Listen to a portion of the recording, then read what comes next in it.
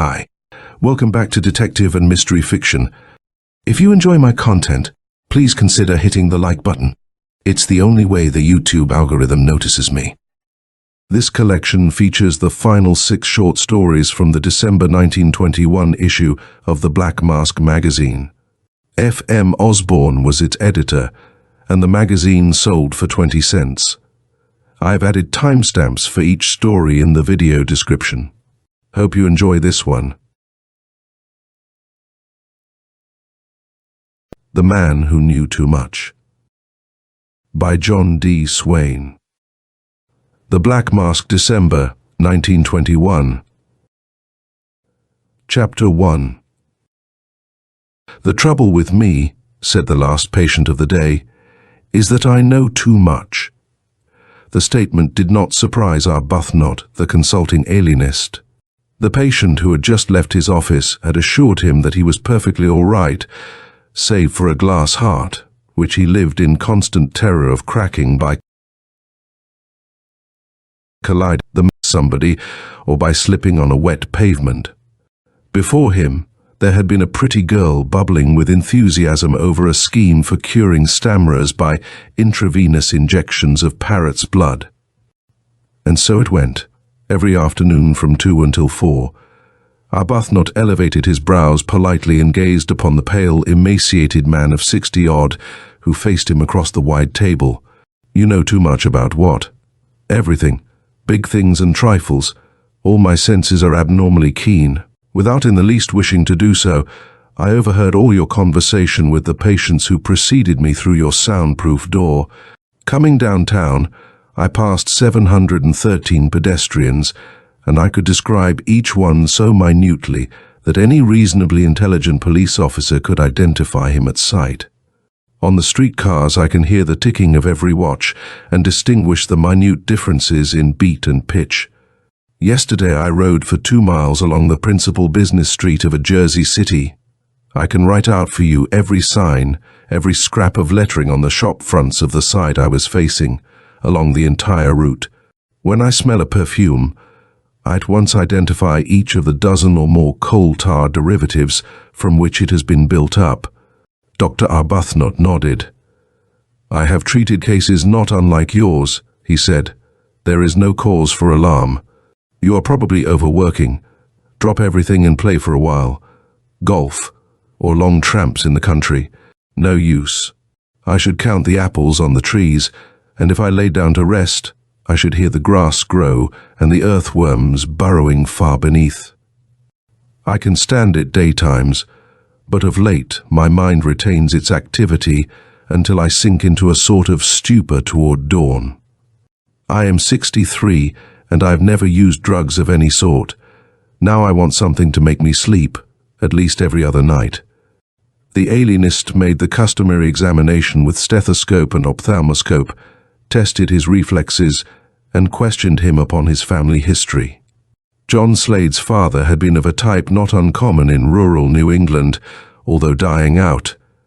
Self-taught, save for what the village academy could impart, he knew a little about many things.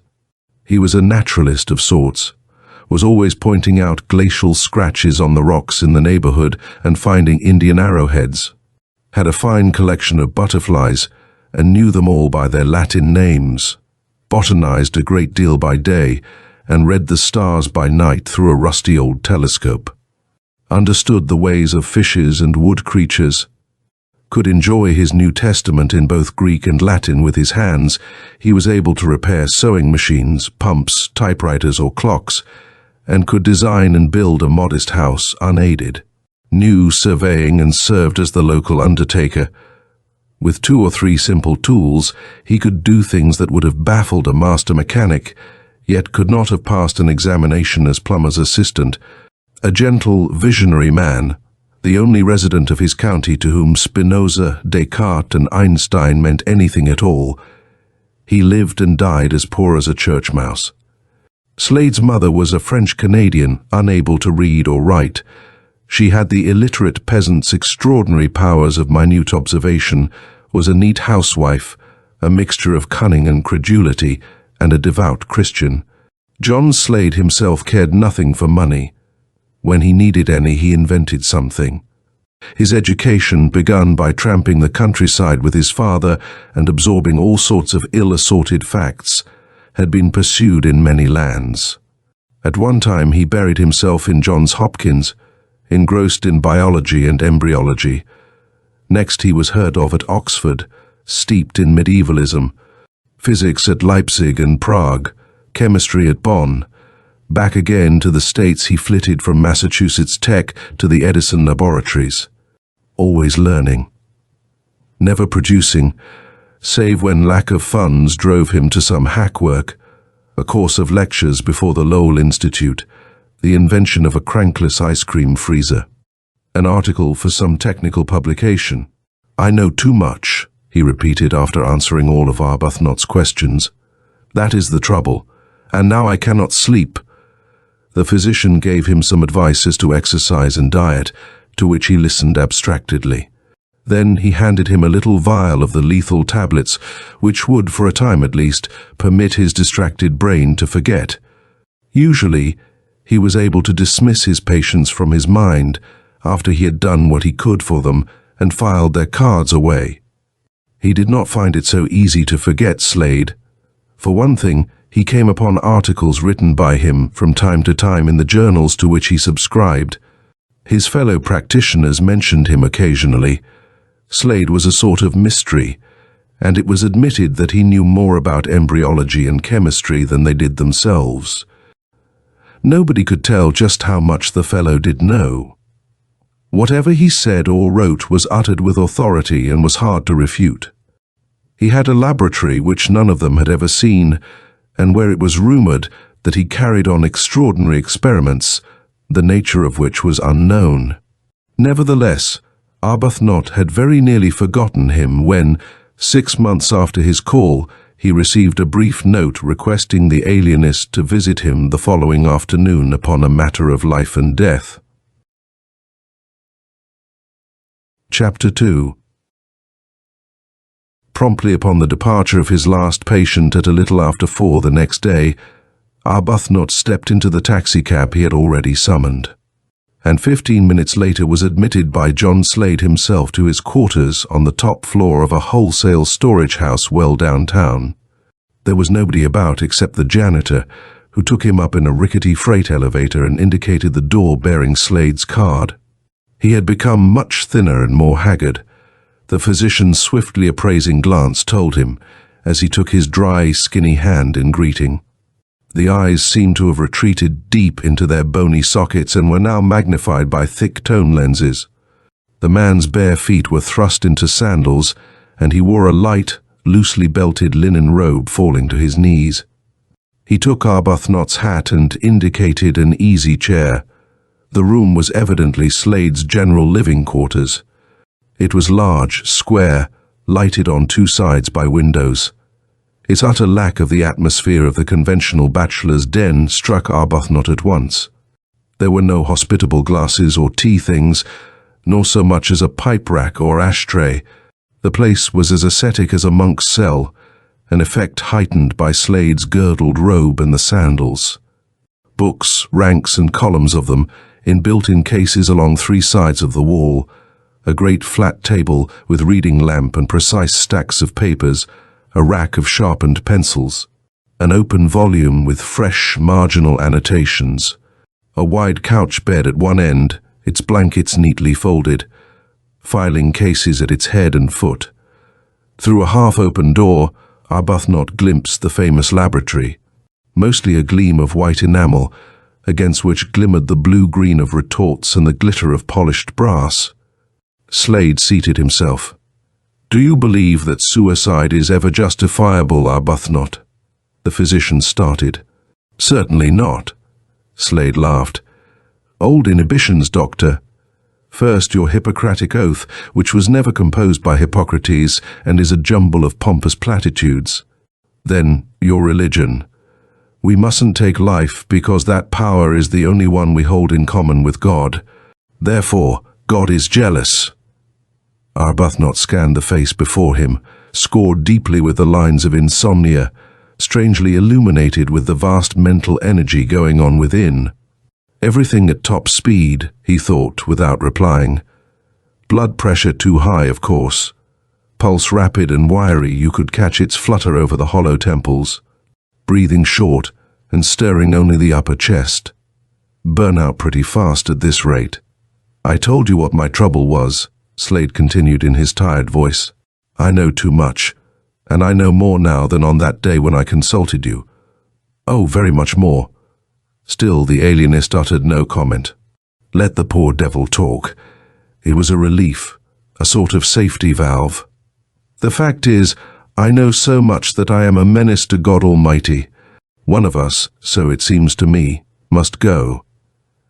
And you sit there, smugly, and tell me that suicide is wrong, as one would tell a naughty child not to bite its nails. Slade closed his eyes for a moment and inhaled a deep breath. Then he pulled open a drawer in his table and held out a little oblong glass slide. Bits of protoplasm, Arbuthnot, life cells, and all the scientists in the world with their most cunning microscopes and reagents cannot isolate one of them and say whether it would have developed into a rear admiral or a cucumber, an elephant or a moth, a theologian or a toadstool. Am I right? The physician half smiled. With certain reservations, you are perfectly correct, he admitted. One step separates me from divinity, Slade remarked. I haven't yet actually created a life cell, but I stand on the threshold. And then what? Many have stood on the threshold a long time, Slade, with the eggs of sea urchins and grammar school stuff. Piffle. I tell you, in less than a year, probably within 3 months, I can, from inorganic substances, form a living cell.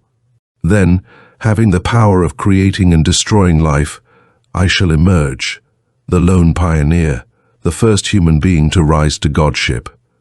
And I don't dare. I tell you, I am afraid. What of? I don't know. Not of anything that can happen to this wreck of a body. Not of any hell and damnation stuff. Not of pure annihilation. But I am horribly afraid of something. So much so that I am withholding my foot, just as I lift it, to take that final step that divides men and gods. I think you are perfectly right, Arbuthnot assented in soothing tones. I'd feel the same way about it myself.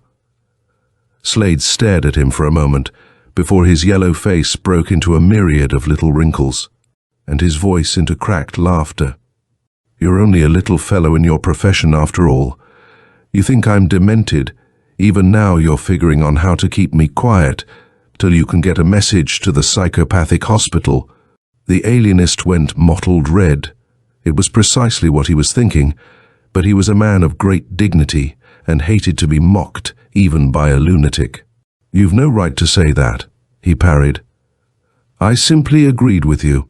Well, even alienists know enough not to contradict their patients, don't they? You didn't dispute that chap when he told you he had a glass heart. Humor us, my learned friend. Humor us. Instantly dropping his banter, he leaned forward, his voice falling to a whisper. What would you say if I told you that I could take any life cell and make of it what I choose? What are the determining factors?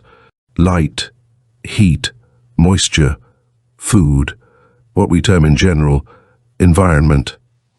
He touched a thick leather-bound book on the table. Here are the formulas all worked out. What will you, my good Arbuthnot? An oak tree or a lizard? A pretty girl or a serpent? Or if you like, both in one? He rose jerkily and beckoned his visitor to follow him into the other room. Arbuthnot, now thoroughly on his guard against any sudden violence directed by Slade against either of them, followed him into a room twice as long as the other and fitted up as a laboratory. Even in his anxiety, the extraordinary neatness and order of the room caught his notice. There was none of the litter familiar to such places presided over by man, with only vestigial housekeeping instincts. Brass and nickel were gleaming. Test tubes and glass jars stood in racks or on shelves. Rows of labeled bottles were not sticky or stained by escaping drops of their own contents. Tables, floor and walls showed no trace of dust or grime. A tall three-leaved screen cut off one end of the long room, which was lighted from a skylight, it being too early to turn on any of the numerous incandescents. Slade crossed over to where apparently a huge steel safe was set in the wall, and opened the thick door. It swung easily and noiselessly upon its oiled pinions, revealing a closet the height of a tall man, with a perforated disc upon the floor and a grill of shining rods extending to the top. Overhead was an oblong box thickly wound with heavy copper wire. A number of dials, indicators and gauges were attached to a heavy plate screwed to the inside of the door. Slade turned to the silent physician. "This is my lethal chamber," he explained. "One who enters this steel chest and throws this switch ceases to exist. He disappears. More scientifically, since in our universe nothing can be destroyed, he is transmuted into material not identifiable by our imperfect senses. Simply open the door 5 minutes after I enter, and you will see, or rather, you will not see." Arbuthnot made an involuntary step toward the other, who smiled and closed the heavy door. "Do not be alarmed. I have other things to show you." He pointed out a few of the ingenious contrivances in the laboratory, calling especial attention to his electric incinerator and showing his guest how. By turning a small lever, a globular furnace became white-hot in a minute or two. Anything placed therein would shrivel almost instantly to ashes. "And now for the real exhibit," he said, leading Arbuthnot to the far end of the room and around the screen which he had noted on entering. Chapter 3. Late afternoon had set in, and the dusk revealed nothing but a long row of square glass cases standing upon a trestle and emanating a sickly greenish light in the afterglow which slanted down through the skylight. Slade switched on some incandescents. Details leaped out at Arbuthnot. He noted that some of the glass tanks contained a fluid, while others were dry. Electric wires were connected with each, and thermometers indicated their interior heat. Faint stirrings, a little scraping on the sand of one of the dry containers, indicated some sort of life within. Slade touched his sleeve and directed him to the end of the row. Peering within, the alienist made out some creature which he could not identify, nor even classify as plant or animal. It swayed gently in the water, its 8 or 9 inches erect, with a bulbous head and a suggestion of human features, but its limbs were like some unwholesome plant, with twigs for hands and feet. It seemed rooted in a yellowish-grey clay at the bottom of the tank. Little bubbles rose continuously from its mouth. "Part man, part seaweed," observed Slade. "What do you think of it?" Arbuthnot bent closely over the stagnant water. A feeling of horror crept through his veins like iced water. The homunculus turned its head, if it was a head, upward, and its eyes, whitish and without expression, seemed to look through the viscous fluid into his own.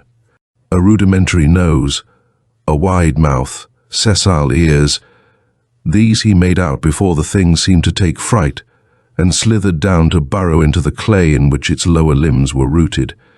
Without a comment, Arbuthnot permitted himself to be led to the next tank.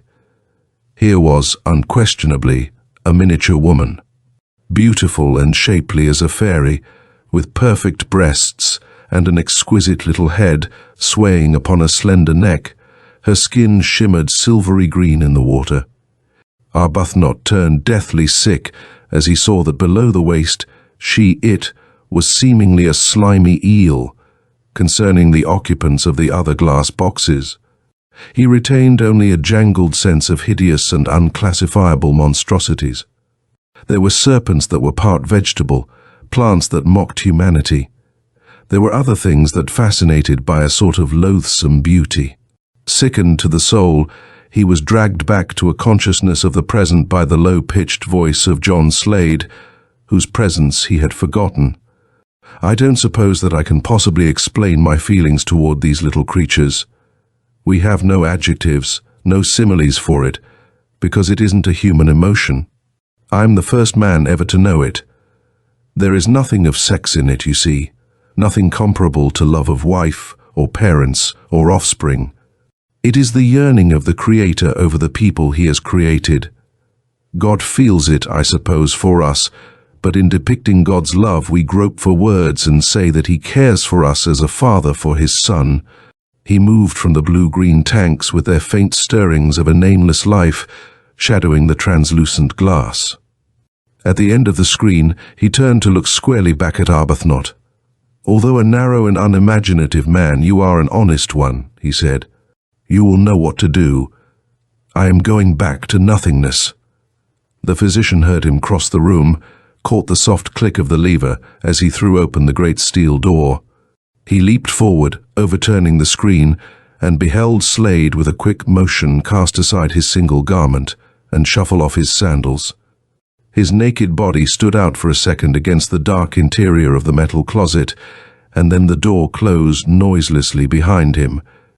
Arbuthnot's impulse to rush forward and open the door was arrested by a deep, musical tone which came from the closet. Slowly, and by infinitesimal tonal shadings, it rose through the scale, culminating at length in an incredibly thin and high note, like the keenest harmonic of a violin. It died away into silence, but he had a feeling that the sound was still mounting up and up, though now far beyond the range of his ear. Then he turned, steadily enough, and switched on the current in the electric incinerator. The half hour that followed was nothing but a horrible nightmare. The details were not clear, and he made no effort to recall them. On many a sleepless night he prayed to be able to forget them all. When the furnace was white hot, he began dropping into it, one by one, the living organisms from their glass tanks. As he moved back and forth, there were times when he felt that he was a malignant deity destroying a world. A sense of megalomania, like that induced by certain drugs, obsessed him. The poor creatures didn't want to die. That was plain enough. They clung to their bleak, arid lives, and they feared and hated him. When Slade had approached their tanks, they had evinced a feeble pleasure or at least a sluggish indifference. But from Arbuthnot they shrank, seeking to hide away among the pebbles and sand and fragments of coral. And into his mind came the words of Scripture, how on the last day the human mites shall call upon the mountains to cover them. The little tree man fought with futile rage, seeking to bite his fingers and making no more impression upon the skin than if it had been buffalo hide. Its tiny twig-like fingers struggled ceaselessly, and it seemed to feel acute pain as he uprooted it from its bed of clay. But the eel-woman offered no resistance, and her tragic despair was the harder to bear. She covered her wee breasts with her hands, and tears unbelievably minute rolled down her face. Down Arbuthnot's streams of perspiration poured as one by one he dropped Slade's creations hissing into the white-hot incinerator. When at length he had done, ending by burning the great book filled with the formulas which might conceivably enable another to recreate a forbidden microcosm, his limbs were trembling and his pulse racing. Ordinarily he would have dreaded to open the steel door which Slade had closed behind him, but after what he had done, anything else seemed commonplace. His nerves refused to react further. Listlessly and almost incuriously, he crossed the room, turned the lever, and pulled open the door. A wave of heated air swept out, stirring the damp hair upon his forehead. But there was no one inside. The steel closet was shining and empty. End of The Man Who Knew Too Much by John D. Swain. Fit for a King by Walter Deffenbaugh. The Black Mask, December 1921. Men who read books, with whom I have talked more than a little in my spare time, are fond of quoting Shakespeare. Perhaps they quote others, but mine is a mind like President Wilson's. One poetic train is enough on my single track, and so I can't remember the rest. One quotation sticks particularly in my memory.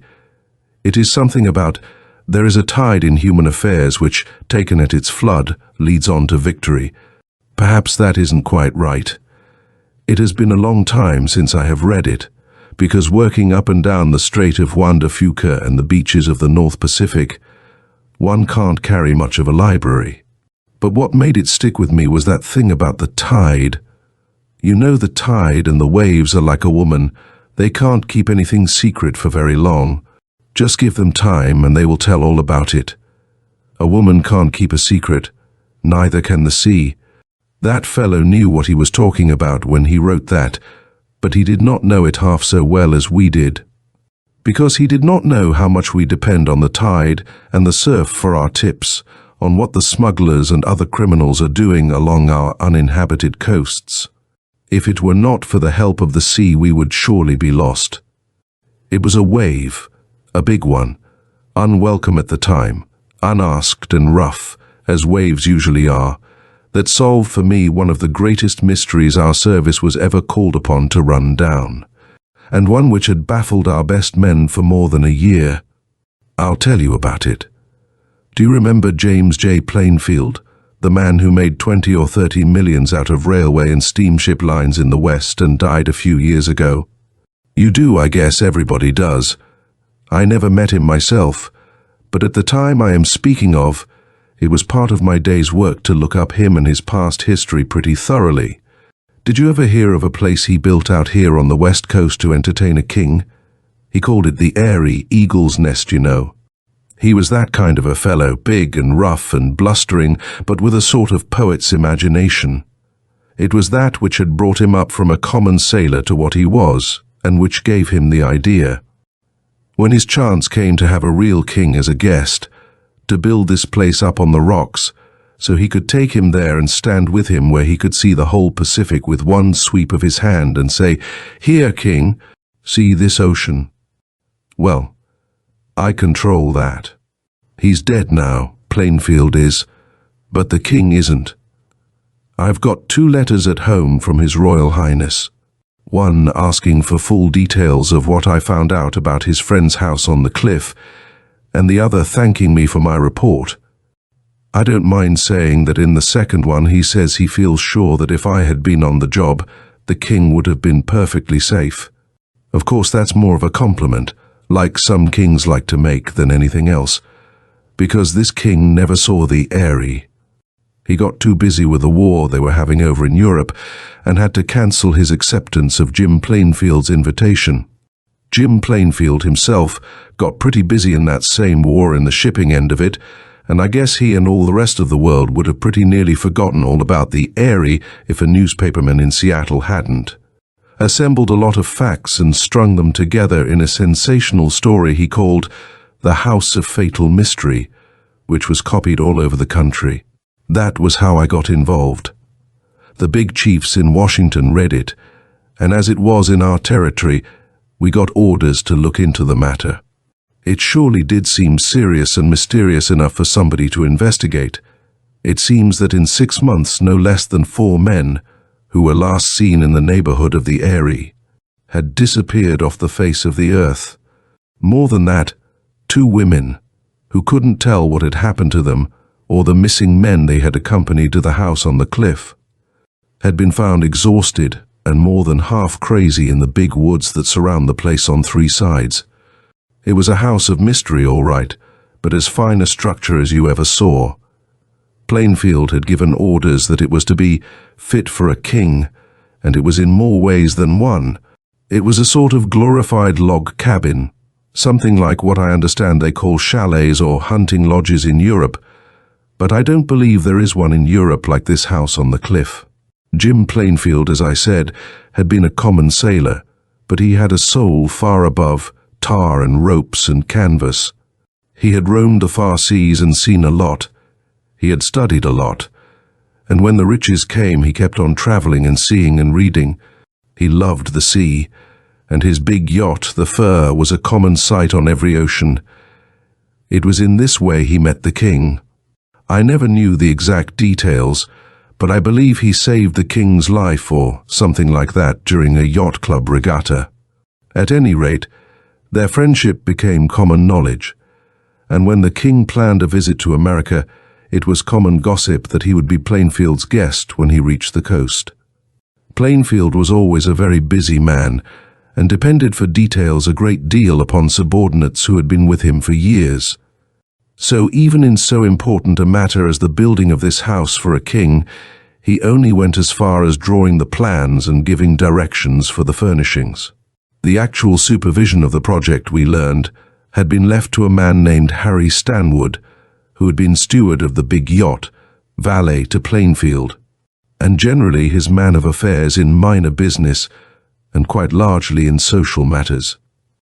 So while the boss planned the house, it was really Stanwood who built it and had it all ready with every convenience to receive a king. It was some job too, out in that wilderness. Materials had to be hauled for miles, and labor was very scarce.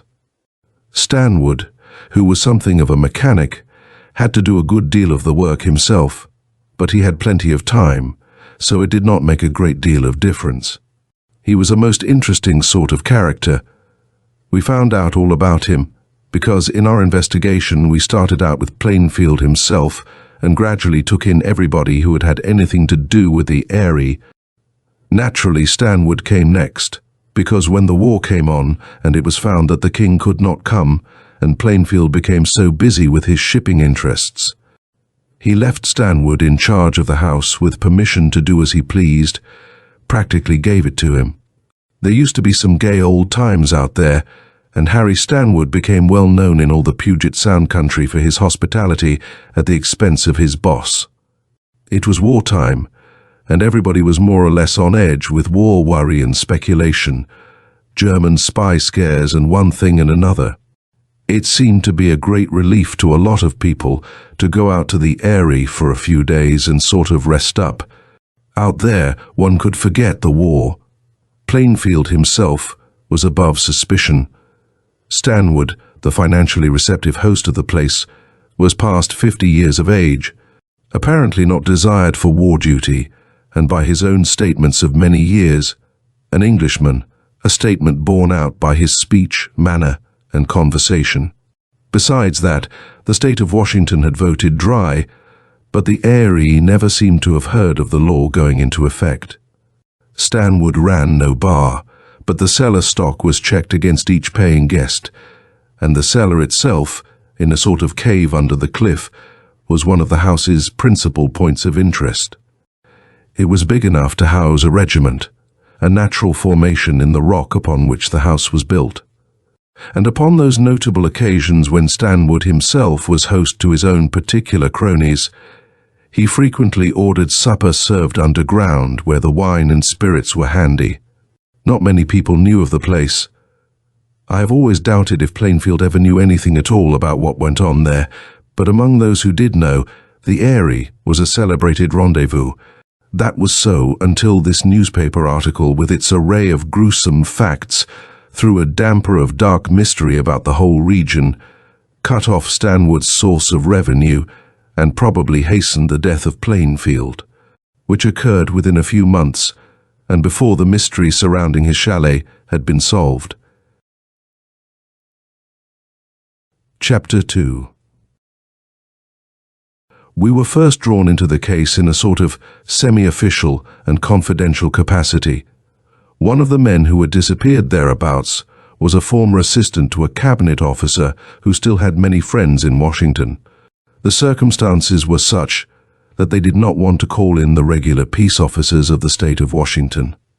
There was a matter of a little spree and a woman or two involved. We were called in as much to avoid publicity as anything else, but we got in good and deep. We and our old friend, the sea, after we had watched in vain for it to give up a body.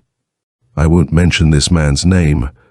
We succeeded in keeping the facts quiet and avoiding scandal even after we found his body. It's the way we have in the service. But you must have read in the newspapers about the others. We found them, and we also checked up on the 2 women found half crazy in the woods. I don't wonder that they were. Naturally, we were first suspicious of the people at the house itself. There is nothing particularly suspicious about 4 or 5 people dying or disappearing in the course of a few weeks or months in this big world of ours. But when they happen to do so in the immediate vicinity of an isolated place, up on a cliff overlooking the Pacific, and none of them has any connection with one another, save through visiting this spot, something seems to be wrong. It was as if there was a regular fog of suspicion clustering about the whole locality, and we plunged in first where the fog was thickest. But the trouble was finding the people who were or had been connected with the Eyrie. Stanwood was in charge, but it was easily found out that he spent most of his time in Seattle, Portland, Vancouver, or Victoria. Indeed, the facts stood out like sore thumbs. He had been particularly conspicuous in one or another of these cities on the dates of the mysterious disappearances, seemed greatly concerned over them, and had himself led the searching parties that had recovered the 2 women, but had been unable to find any trace of the 4 men. Outside of him, we could find no one regularly connected with the place except Song Chin, a Chinaman of the usually mystical age of 40 or 80 or thereabouts, who knew nothing except expert cooking. We had to give him up and put him in the same class as the rocks and the trees and the ocean, considering that sermons are said to come from stones, that the big firs distinctly sing, and that the waves roar in anger when their long ocean trip ends at the coast. Song was the dumbest of them all.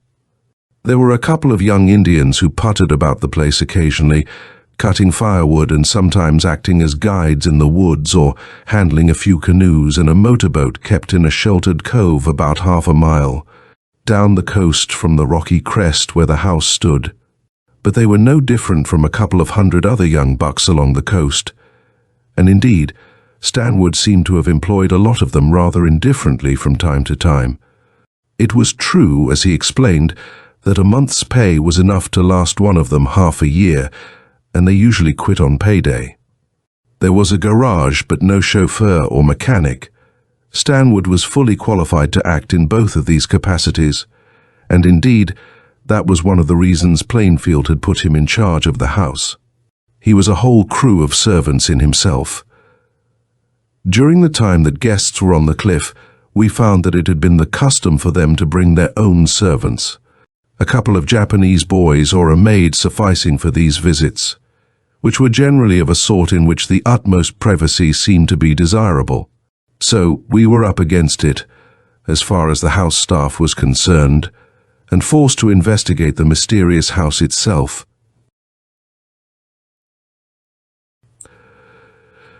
Chapter 3.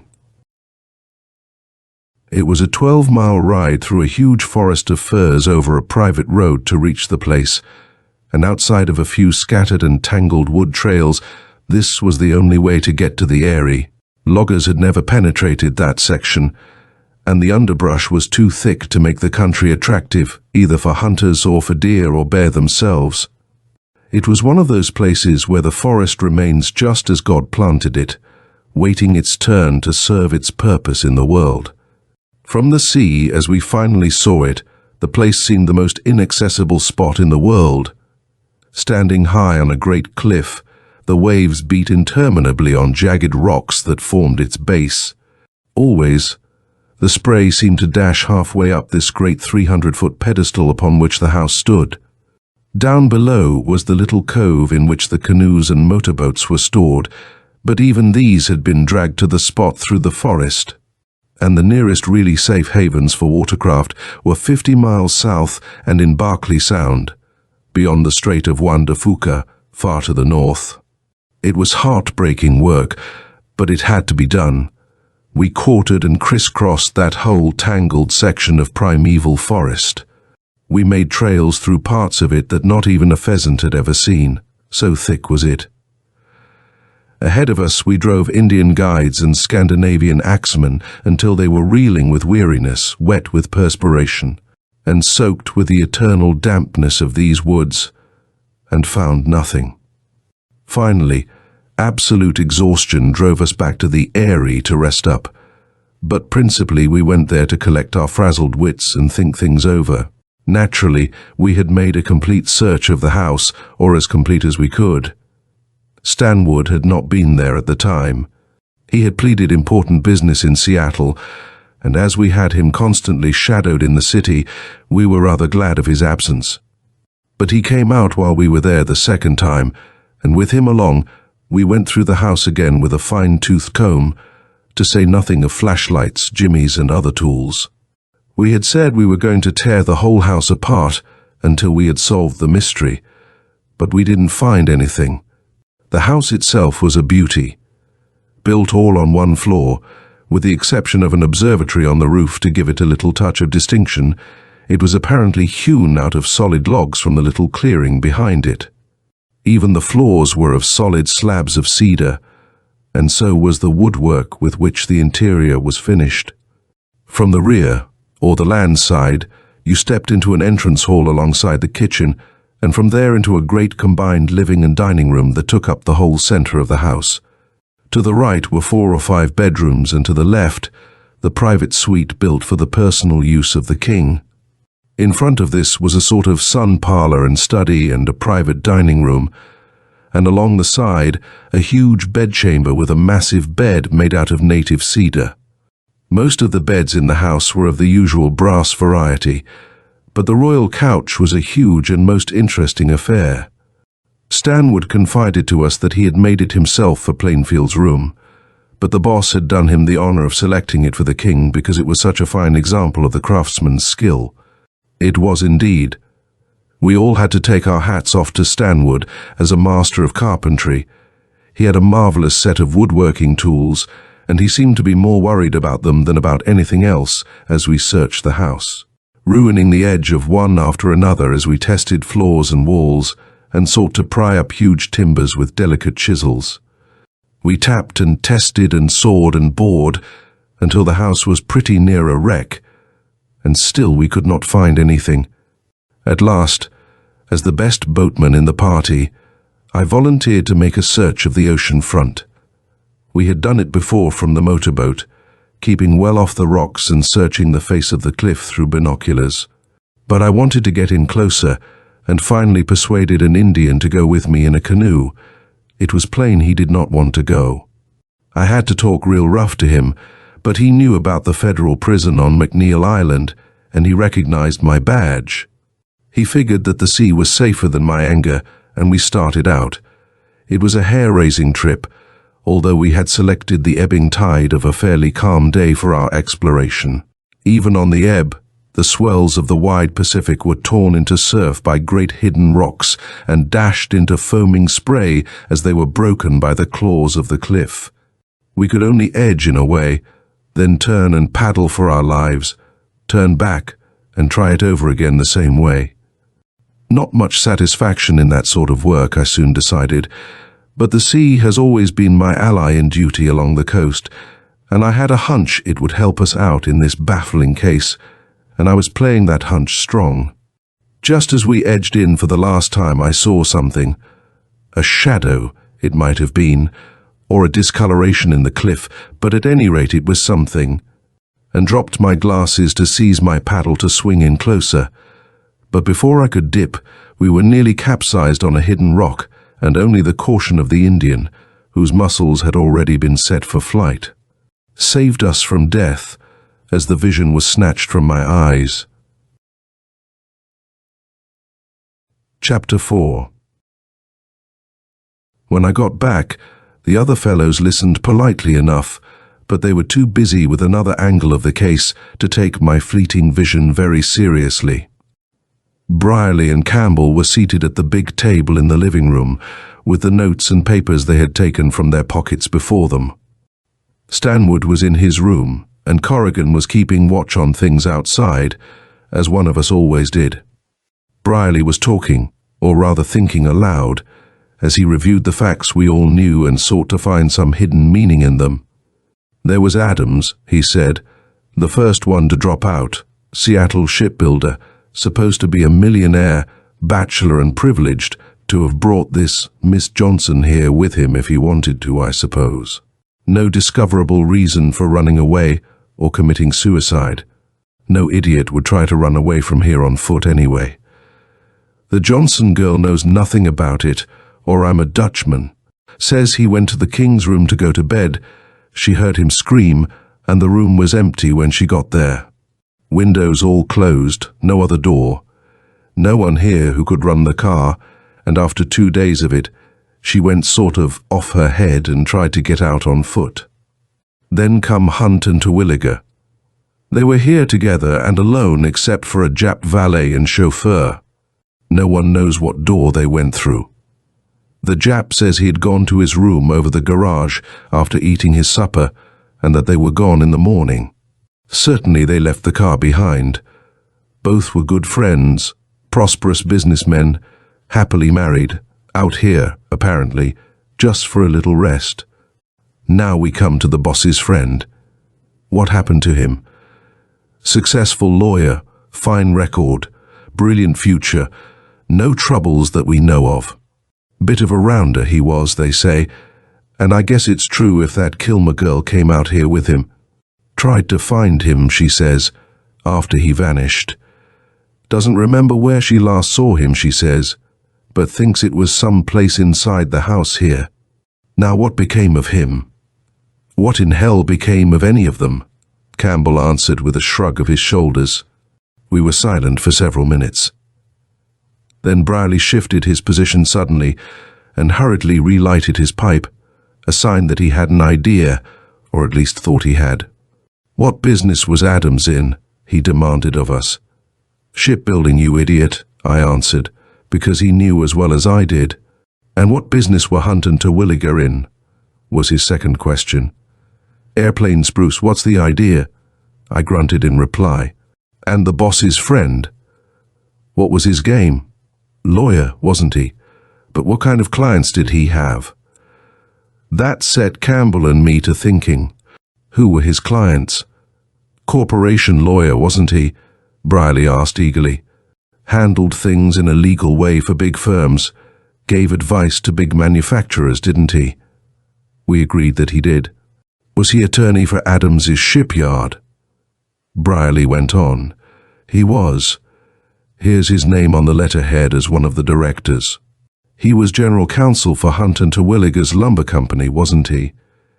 You bet he was, and a stockholder in it too. Is it just a coincidence, or is there anything funny in the fact that all 4 of these men were big figures in the munition business out here?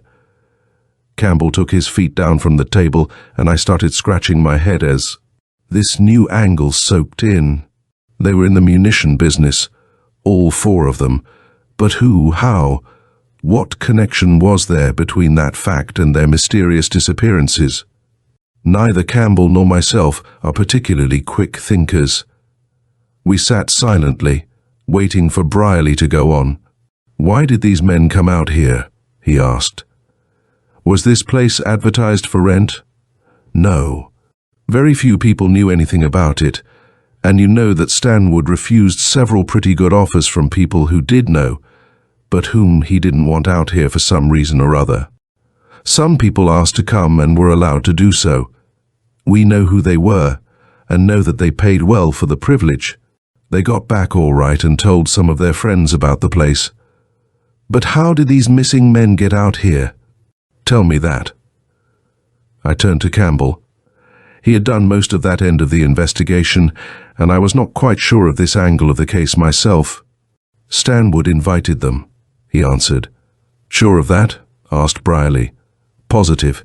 He urged all 4 of them to come. Why? What the devil are you driving at anyway?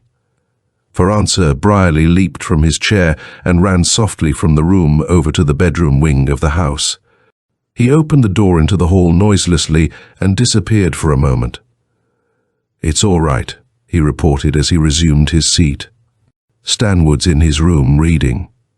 What of it? Campbell wanted to know. Just that we've got to make sure that he stays there or someplace else where we can find him when we want him, was the reply. Go tell Corrigan to keep an extra eye open and then hustle back here. We smoked in silence until Campbell came back and Brierly was ready with a new line of questions. He was a man who thought a lot and let his thoughts sort of simmer in his head until they gelled. Then he was ready to talk, and when he talked, it was to some purpose. "Who is Stanwood?" he demanded. "Englishman," I answered. "Sort of upper-class servant. Has worked for Plainfield for years. Gambles, drinks and runs with women when the boss isn't here." "How do you know he's English?" "Well, I don't," I admitted. "But he's been accepted as English here and over in Canada for a long time. Talks about England and all that sort of thing." "Humph," grunted Brierly. "Remember that Austrian chap we rounded up after he blew up that ship in Seattle Harbor last month? What was his name?" "Good-looking, well-educated chap," I muttered. "Why, it was Stan. And I turned to Campbell, who had made the arrest. "Goshameli, Stanwich," Campbell exploded. "Exactly," said Brierly with an air of great satisfaction. "Stanwich. And do you remember that our friend inside there showed a particularly keen interest in that case, and that he was asking about it only this morning?" "Yes," I nodded. "But what possible connection is there between that and this case here?" "Just this," said Brierly, slowly and distinctly. "I've a lot more than a hunch that our friend is no more English than Song Chin, that his name is Stanwich and not Stanwood, that these two men are either brothers or cousins and both on the same job." "You mean?" I asked. "I mean that the fellow in jail down in Seattle destroys munition ships, and the fellow in here destroys munition makers, and that they both work for the same boss. These four men were all munition makers, and Stanwood either murdered them or knows how they were murdered." It was a little too much for me, and I sat still, thinking hard. Campbell started up and made for the hall door, but Brierly halted him. "What are you going to do?" he called. "Sweat it out of the devil," he answered. Brierly shook his head. "Can't be done," he said. "He's too deep for that. There's a trap in this house someplace, and we've got to find it." Then he turned to me. "What was that again you thought you saw on the side of the cliff?" I explained again, and we waited for Brierly. He was senior man, and besides had the clearest head in the party, and we readily agreed as he outlined his plan. "Campbell," he said, "you and Corrigan go through the king's bedroom again. It's the most likely place, and that's where the girl says Adams disappeared with a scream. Mac, I hate to ask you to do it, because I know how dangerous it is, but you're the best boatman, and we ought to know what that thing is you saw. I'll relieve Corrigan outside and think things over." Chapter 5. Campbell and Corrigan went at their job at once, but I had to wait for the next ebb tide, and before I left I made sure that one man at least would be on the edge of the cliff with a coil of rope in case things went wrong. I knew there wasn't much chance for a capsized man among those rocks, but if I did hit trouble, a rope was the only possible chance for my life. I couldn't find an Indian anywhere about the place. I think they had an idea I might want to go out there again. And so I had to go alone in a lighter canoe. The sea was a little smoother than before, or rather a little less rough. You couldn't call it smooth at all. I crept in closer and closer, while Campbell watched from the top of the cliff. I didn't dare use the glasses because the paddle took both hands, but I found the spot I had seen and kept my eyes on it. Plainer and plainer. It grew as I edged toward it, and I let out a whoop of satisfaction as I saw a narrow opening in the rock. I waved an arm at Campbell and turned my head to make sure of the backtrack through the surf when I saw a big comber almost on top of me. I don't know where it came from. They happen that way sometimes. But it was coming all right, and I would have said my prayers if I had had time. It caught the little canoe like a barrel at the crest of Niagara, and in a huge surge of water and blinding spray, I dashed straight at the cliff. I didn't guide the canoe. God or somebody else did that. But the next thing I knew, I flew between jagged rocks that scraped the sides of the canoe, and then with a sickening lurch and a flop, I slid into quiet water, twilight, and then darkness. I had hit the fissure in the rocks and was inside a huge cave. 2 or 3 minutes later, I had managed to pull myself together enough to look about. I was shivering more from the shock of being alive than anything else, but I managed to find matches and scrambled out into the shallow tide pool.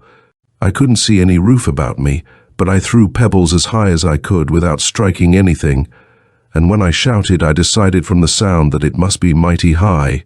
I had slid in about 50 feet and, lighting one match after another, I felt my way back into the darkness to see what was there. Only a few steps had I taken when I came to a wall, which I could see was a sort of a shelf about 20 feet high, and climbed it. There on the rocky floor was the solution of our mystery, if not the key to it. 4 bodies. 4 dead men twisted and broken as they fell to their death from far above. Adams, Hunt, Terwilliger, and the boss's friend. I had not a doubt, but I did not stop to make sure. My last match was in my fingers, and I had some job ahead if I were not to join them. Scrambling down the wall, I splashed toward the sunlight at the mouth of the cave, where the surf still boiled about the jagged rocks. To swim through it was impossible. My only chance was to find a pinnacle I could climb and trust to Campbell and his rope. Fortunately, there was one a few feet out of the opening, and watching for a calmer moment, I leaped and caught it in my arms and clung there, drenched and lacerated, but above the pull of the receding waves. Finally, I managed to squirm around, so I could look up and saw Campbell and Corrigan, flat on their stomachs, leaning over the edge of the cliff and waving to me. In a minute the rope was lowered with a loop on the end of it, and into this I thrust my arms. They hauled me up with a few more bruises and cuts, but I was alive, and the rest didn't matter much. Breathlessly, I told Brierly what I had found and gave him the approximate measurements and directions of the cave. Quickly he paced it off. And where do you think we located the spot above the pile of bodies? The bed in the king's chamber.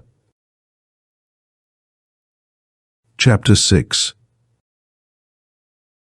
We didn't waste any more time then, but went for Stanwood. He knew that something unusual was going on, and was nervously pacing up and down the big living room. Campbell and Corrigan grabbed him, and we hustled him in beside the bed he had told us he had built. "Stanwich," Brierly snarled, and the man winced at the name.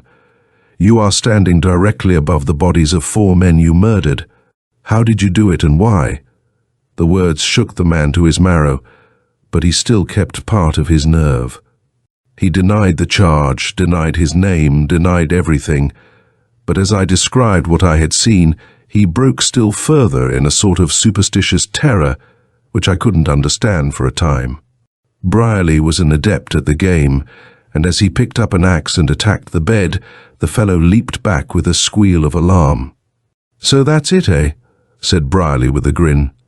"Come now, show us how it was done and save a lot of trouble." He gave up at that and revealed the devil's trap. Hidden in the head of the bed was a spring which, when pressed, released another spring in the side of the couch, just where a man's knee would rest when he climbed into bed. Securing a pole, he pressed this spring from a safe distance, and swiftly the bed tilted at a sharp angle, while a black hole opened in the floor for an instant, and then closed again into its perfect jointures. The scheme, he explained as he grew calmer, was to set the spring at the head of the bed, only when the trap was to receive a victim. At other times, the room was perfectly safe. He might have set it for us, but he did not believe we could ever prove anything against him, and also feared that the fall of one of us would reveal his secret to the others. His terror at my story, he explained, was due to the news that the bodies were still under the house. He had found the chimney opening into the cave when he came there to build the house, and the trap was a culmination of the discovery. He believed that the bodies that fell through it would be washed away with the next tide. Then, if they were ever found, it would be supposed that they had tumbled from the cliff. "But why did you kill these men?" Brierly demanded. "I didn't kill them," he answered. "They fell while I was not here." "True, but you set the trap and then invited them here. Why did you do it?" He was silent for a moment, then set his jaws and straightened his shoulders. "They were enemies of my country," he said. "They were making munitions to destroy my brothers. Why should I not destroy them?" "But this house was built before the war," Brierly insisted. "Why did you build this infernal trap?" "Because," he answered slowly, "Mr. Plainfield ordered this house built to entertain a king. I do not believe in kings. They are the enemies of mankind. He ordered a house fit for a king. I made it so." We drew back, startled at the hate that gleamed in his eyes and at the cruel cunning of the radical bared before us. He saw his chance, and before we could stop him, leaped through the window. In another instant, he had thrown himself over the cliff to the rocks and surf below. There isn't much else to tell. We never found out who he really was. No, I haven't said what king it was who sent me those letters. Perhaps you can figure it out for yourself. End of Fit for a King by Walter Deffenbaugh. In Full Payment by John B. Hart. The Black Mask, December 1921. Chapter 1. Chu Kwong listened respectfully to the words of his father. "My son," the old man began, "it is written in the books of great wisdom that a son gains virtue who pays his father's debts. Hearken, then, to the story I shall tell you. Thus knowing your father's debt, it may chance that you can pay it in the land of the white barbarians, whither you go in the train of my most honorable and elder brother. Feng Su." The old man pulled gently at his pipe, watching the thin spiral of smoke ascend toward the cloud-flecked sky. He was silent until recalled to the present by the discreet cough of Chu Kwong. He continued, "It happened in the days before this disease called democracy descended upon the Middle Kingdom, and the daughter of heaven still graced the golden throne. It was my task to administer justice in the city of Taisan-Pian. One day there were led before me 5 evil men who had brought great pain to the honest citizens by their robberies and their murders. I listened to the stories against them, and because they seemed to be true stories, I sentenced them to be flogged and then hung. But in the night they escaped from their jail and, coming to my house, sought revenge upon me for having passed just sentence. And they would have succeeded in their evil purpose had it not been for a certain white barbarian who was my guest. With the aid of his weapons he fought against them, killing 4 and wounding the 5th. Strange are the ways of these white barbarians. This man who had saved my life would accept neither gold nor presents of any kind. Therefore I am in his debt, which is a burdensome state to an honest man. Before leaving my house, this man presented me with this card, which bears his likeness and his name written in a strange hand. Take it with you, so that should he cross your path you may know him, and perchance befriend him as he befriended your father." Chu Kwong bowed low and prepared to withdraw, but his father stopped him, saying, "One other thing, my son. In this land to which you go, there is a dog of a Cantonese, to whom I lent some hundreds of taels. He has not returned them. It is also written that a son gains virtue who collects all that is owing to his father. It may be that from this Li Sing there will be no money forthcoming, but a man can pay in other ways. Now you may retire." Chapter 2. When he was just past 40, Gregory Westlake came into his inheritance. He returned to London after a career of hardship and adventure pursued in many lands. He settled down in his father's house and prepared to enjoy himself. And for a season, he did enjoy himself. The renewal of old friendships, the making of new ones, the going about to this house and that. The solid comfort of English life, plus an income that was more than sufficient for his needs, all these were as balm to his hitherto lonely and harassed spirit. Then he married Lady Miriam Stonewald and began a sojourn in a garden of sorrow. Who ever solved the riddle that was Miriam Stonewald? No one, I'll wager, unless it was a man or woman who could solve the mysteries of the sea. For, like the sea beside which she was born, she was unfathomable, often unexpectedly kind, often senselessly cruel, and always inconstant as a summer breeze.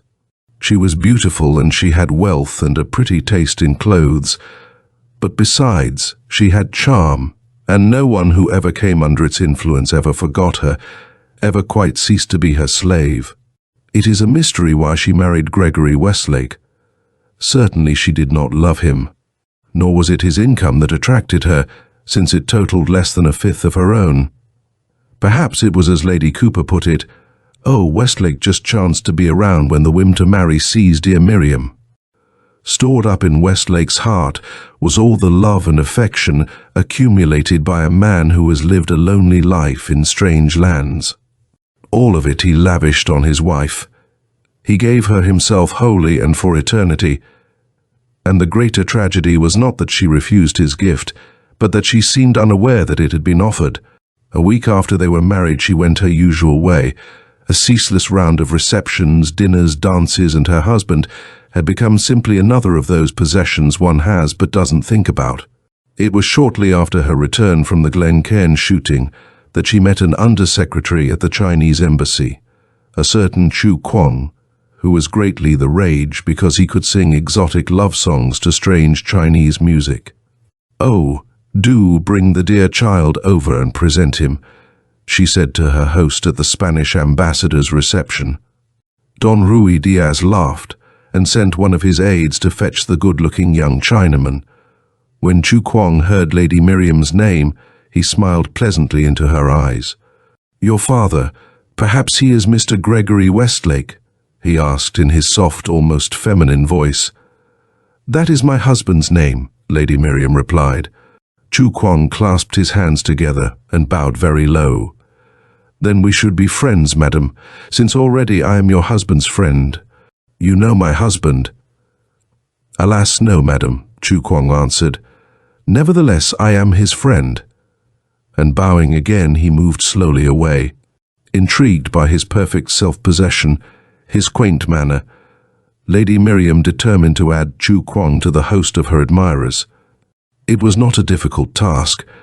Chu Kuang was at the age of idealism when any pretty woman who will listen to a young man's hopes and aspirations is an angel in disguise, and Lady Miriam had the knack of listening. She let him come to tea, and over the cups draw her a picture of a new China, with himself in the foreground, holding a very important position indeed. She let him bring her little presents, queer fans of sandalwood and ornaments of apple-green jade. It was her whim to captivate him, and she gratified it. Chu Kuang's attitude toward Westlake was odd. Gifted with the Oriental's ability to penetrate to another's moods, he saw clearly beneath Westlake's mask of nonchalance. He saw that the man was unhappy, unspeakably so.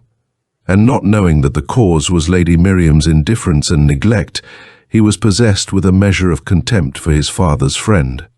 To a Chinaman, possession of a desirable woman is more than 9 points of the law. It is the law complete. How, then, could a man married to Lady Miriam, living in the same house with her, privileged to enjoy the 1,001 intimacies of such living, dare to be anything but overwhelmingly joyous? Did it not augur a lack of taste and appreciation for so enviable a being to be unhappy? Nevertheless, Chu Kuang, bound by filial devotion, never lost sight of the fact that it was to this Englishman that his father owed his life. And always his eyes were open, seeking the opportunity to pay his father's debt. And it came about that one afternoon he called at the Westlake house to escort Lady Miriam to a sale at Christie's. The servant put him in the little drawing-room behind which was Westlake's library.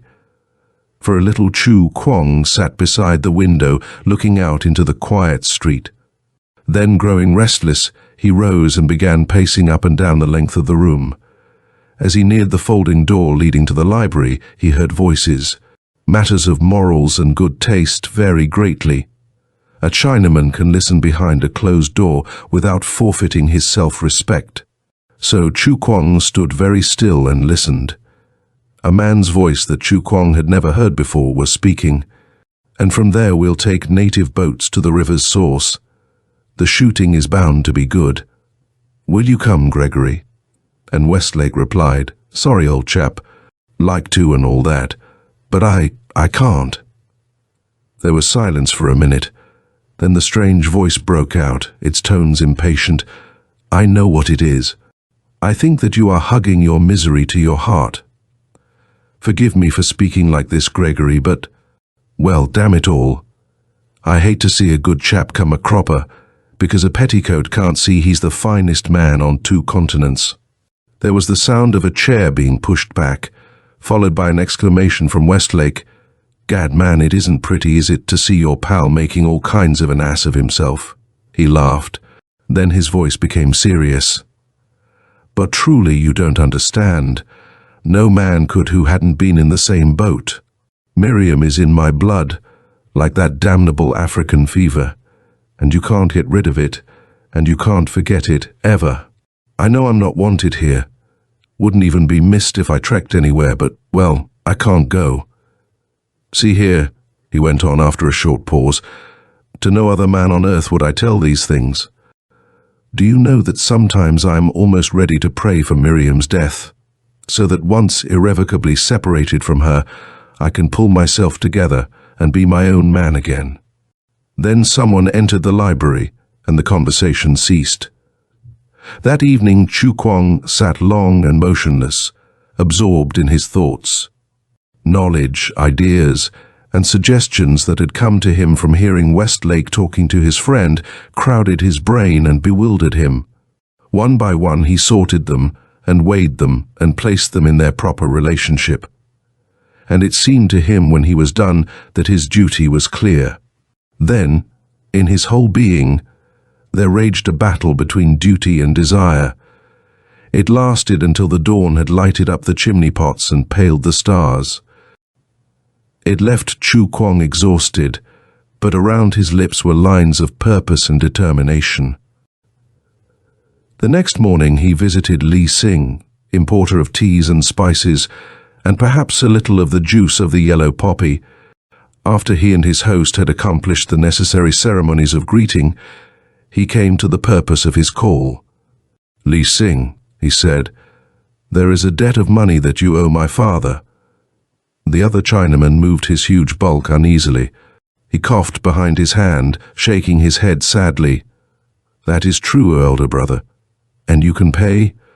Li Sing grew still more embarrassed. "My business is poor, son of an illustrious father, and I have no money." Chu Kuang's eyes narrowed. "Debts may be paid in other ways than with money," he suggested. Li Sing's face brightened. "What is it that you wish me to do?" Chu Kuang leaned over him and whispered a sentence or two into his ear. The other man sprang to his feet. "No, no," he cried, "that is impossible." "Why?" Li Sing stretched forth his hands appealingly. "But can you not see? There is the danger to my life." Chu Kuang, sitting as immovable as an idol, looked at him coldly. "But there is the danger to your honor if you do not do as I have asked," he said brutally. "Shall your ancestors lose face because you are a cheat and a coward?" Then Li Sing fell upon his knees and pleaded. But to all his offers and protestations, Chu Kuang turned a deaf ear. His eyes were veiled with the mist of incomprehension, as though he could not understand the other's words. At last Li Sing rose. He made a little gesture of defeat. "I will do as you have ordered," he said quietly. "That is well," Chu Kuang replied. Then he too rose and departed. Chapter 3. Chu Kuang again stood humbly before his father. "My father," he said, "I have paid your debt to the white barbarian, and also I have collected that which Li Sing owed you." The old man nodded his head gently. "You have done well, my son. Tell me now the details." Chu Kuang cleared his throat. "I found the white barbarian sick, O my father, and I removed from his person that which was gnawing at his heart. I permitted Li Sing to be my servant in the matter, and for his services absolved him from his debt." He drew forth a clipping from a London newspaper and, translating slowly, read it to his father. All London was shocked by the brutal murder of Lady Miriam Westlake. The horrible event took place last night as the deceased was leaving the Haymarket Theatre in the company of her husband. According to witnesses, a short, stout man sprang from the crowd and silently plunged a long knife into her back. In the ensuing excitement, the assailant escaped, and there was no one who saw his face clearly enough to identify him. Charles Hornby, baker, of Reading, swears that the man was a Chinaman, but Inspector Grant, who is investigating the case, believes this to be highly improbable. Chu Kwong folded the clipping and returned it to his pocket. Then he looked gravely at his father. The old man removed the stem of his pipe from between his lips and spat contemplatively. "I do not quite follow all the details of this matter, my son," he said, "but undoubtedly you have done well." Chu Kwong half turned away. "And if in paying your debt, O my father, I have paid it partly with my heart's blood, have I acquired virtue?" The old man nodded. "You have acquired great virtue, my son." Chu Kwong bowed his head. "Perhaps that is so," he said softly. End of In Full Payment by John B. Hart.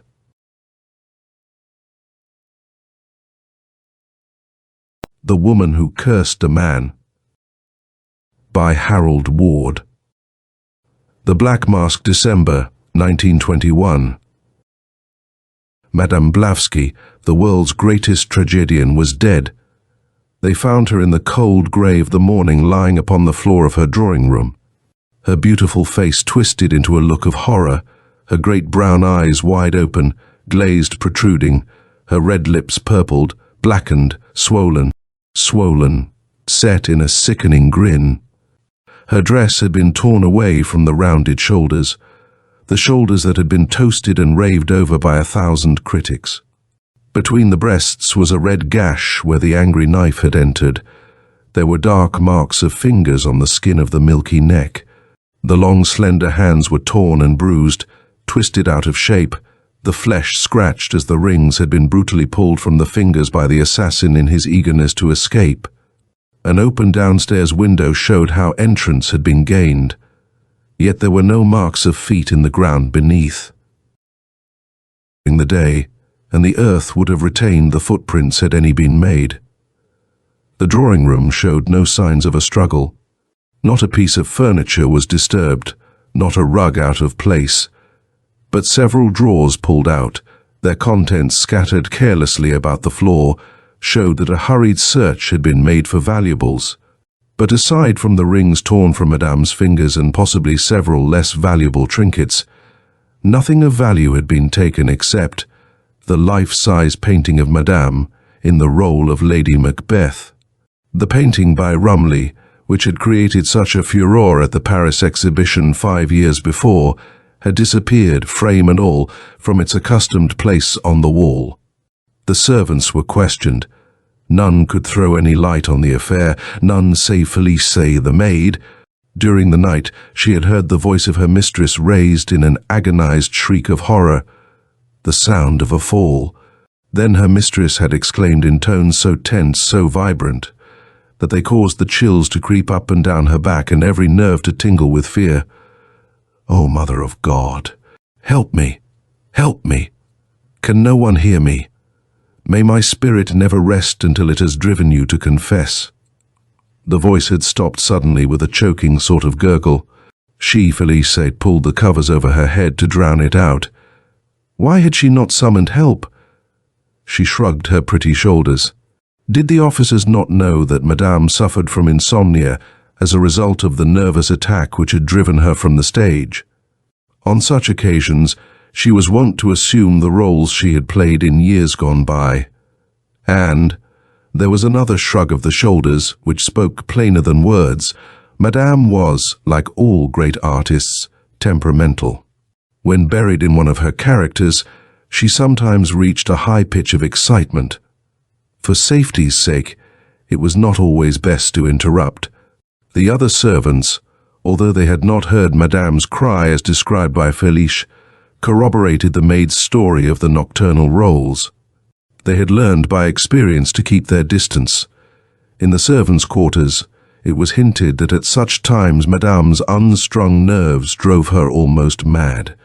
Add to this that on the night of the murder there had been no moon, and that the street lights in the vicinity had been put out of commission as a result of the storm of the day previous, and you have the story in a nutshell.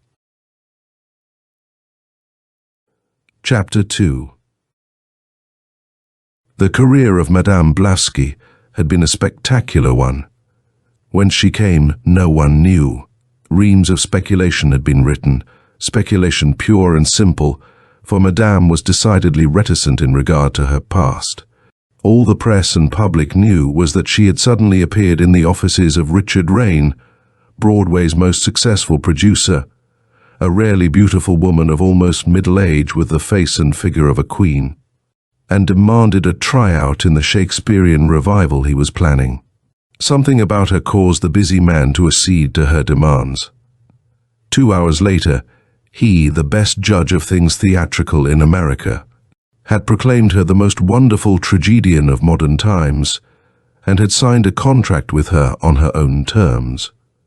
A month later, her fame had spread to the ends of the earth. Then came 10 years of stardom. A nervous breakdown was followed by permanent retirement. For 2 years, she had lived a sequestered life, refusing to see even the friends of her former life, denying herself to all. Possessing more than the usual artistic temperament, the house which she had purchased to spend her declining years was one which reflected the strange, odd character of its mistress. Erected prior to the Revolution, it was set in the midst of spacious grounds, surrounded by an ancient iron picket fence, and almost hidden by trees. It had once been pretentious, but decay had claimed it for many years. 2 stories in height, its deep, narrow windows heavily shuttered. Over its sides a tenacious ivy plant climbing almost to the tottering tower, it seemed to be slowly mouldering into nothingness. Yet withal, it possessed an air of mystery and silence which appealed to the world-weary heart of Madame Blavatsky, and she had bought it on sight. The exterior remained unchanged.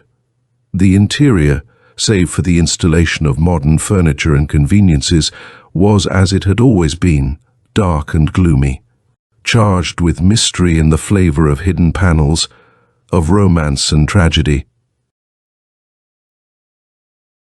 Chapter 3. The day after the funeral of Madame Blavatsky, Richard Rain went into voluntary bankruptcy. On the day following, Amos Spaulding, the well-known attorney, notified the officials that the last will and testament of the murdered woman was in his possession. Important litigation in another state had taken him from the city. He had been too busy to read the papers. Upon his return, he had learned of his client's tragic death and was ready to assist in bringing the assassin to justice in any way possible. In the presence of a dozen police officials and reporters, the will was opened and read. Drawn up a scant 3 months before and witnessed by 3 attaches of Spaulding's office, it was a brief document. Its preamble stated that Madame was possessed of no kin of any kind. The servants were remembered with small bequests amounting to perhaps $10,000. The remainder of the estate, which the testatrix estimated at nearly $500,000 in money and jewels, was left to Richard Rain, her former manager. The signature was genuine. Of that there was no doubt, and the reputation of Amos Spaulding was above reproach. He was not the sort of man to be involved in any crooked deal. Rain was the most surprised man of all. He stated emphatically that he had not seen Madame Blavatsky for 6 months.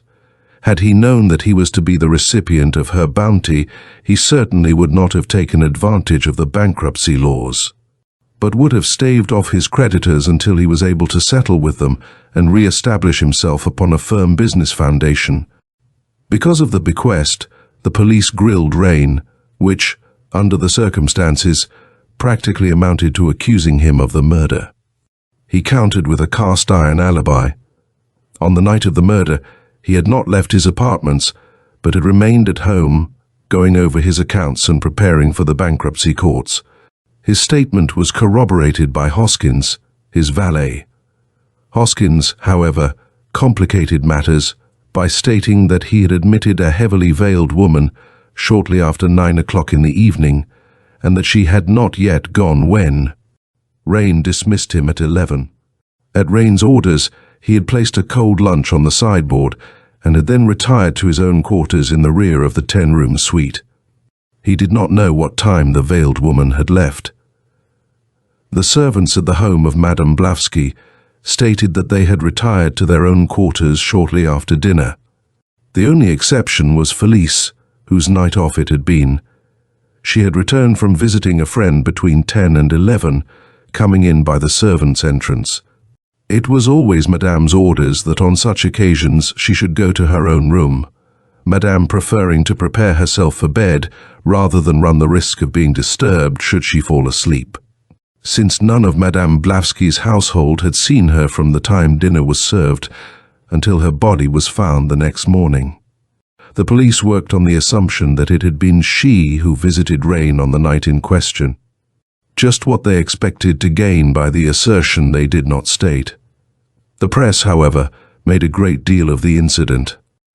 To complicate matters, Rain refused to divulge the name of his fair visitor, asserting angrily that to do so would compromise the name of a good woman who had visited him purely upon a matter of business, which was no affair of the police or public.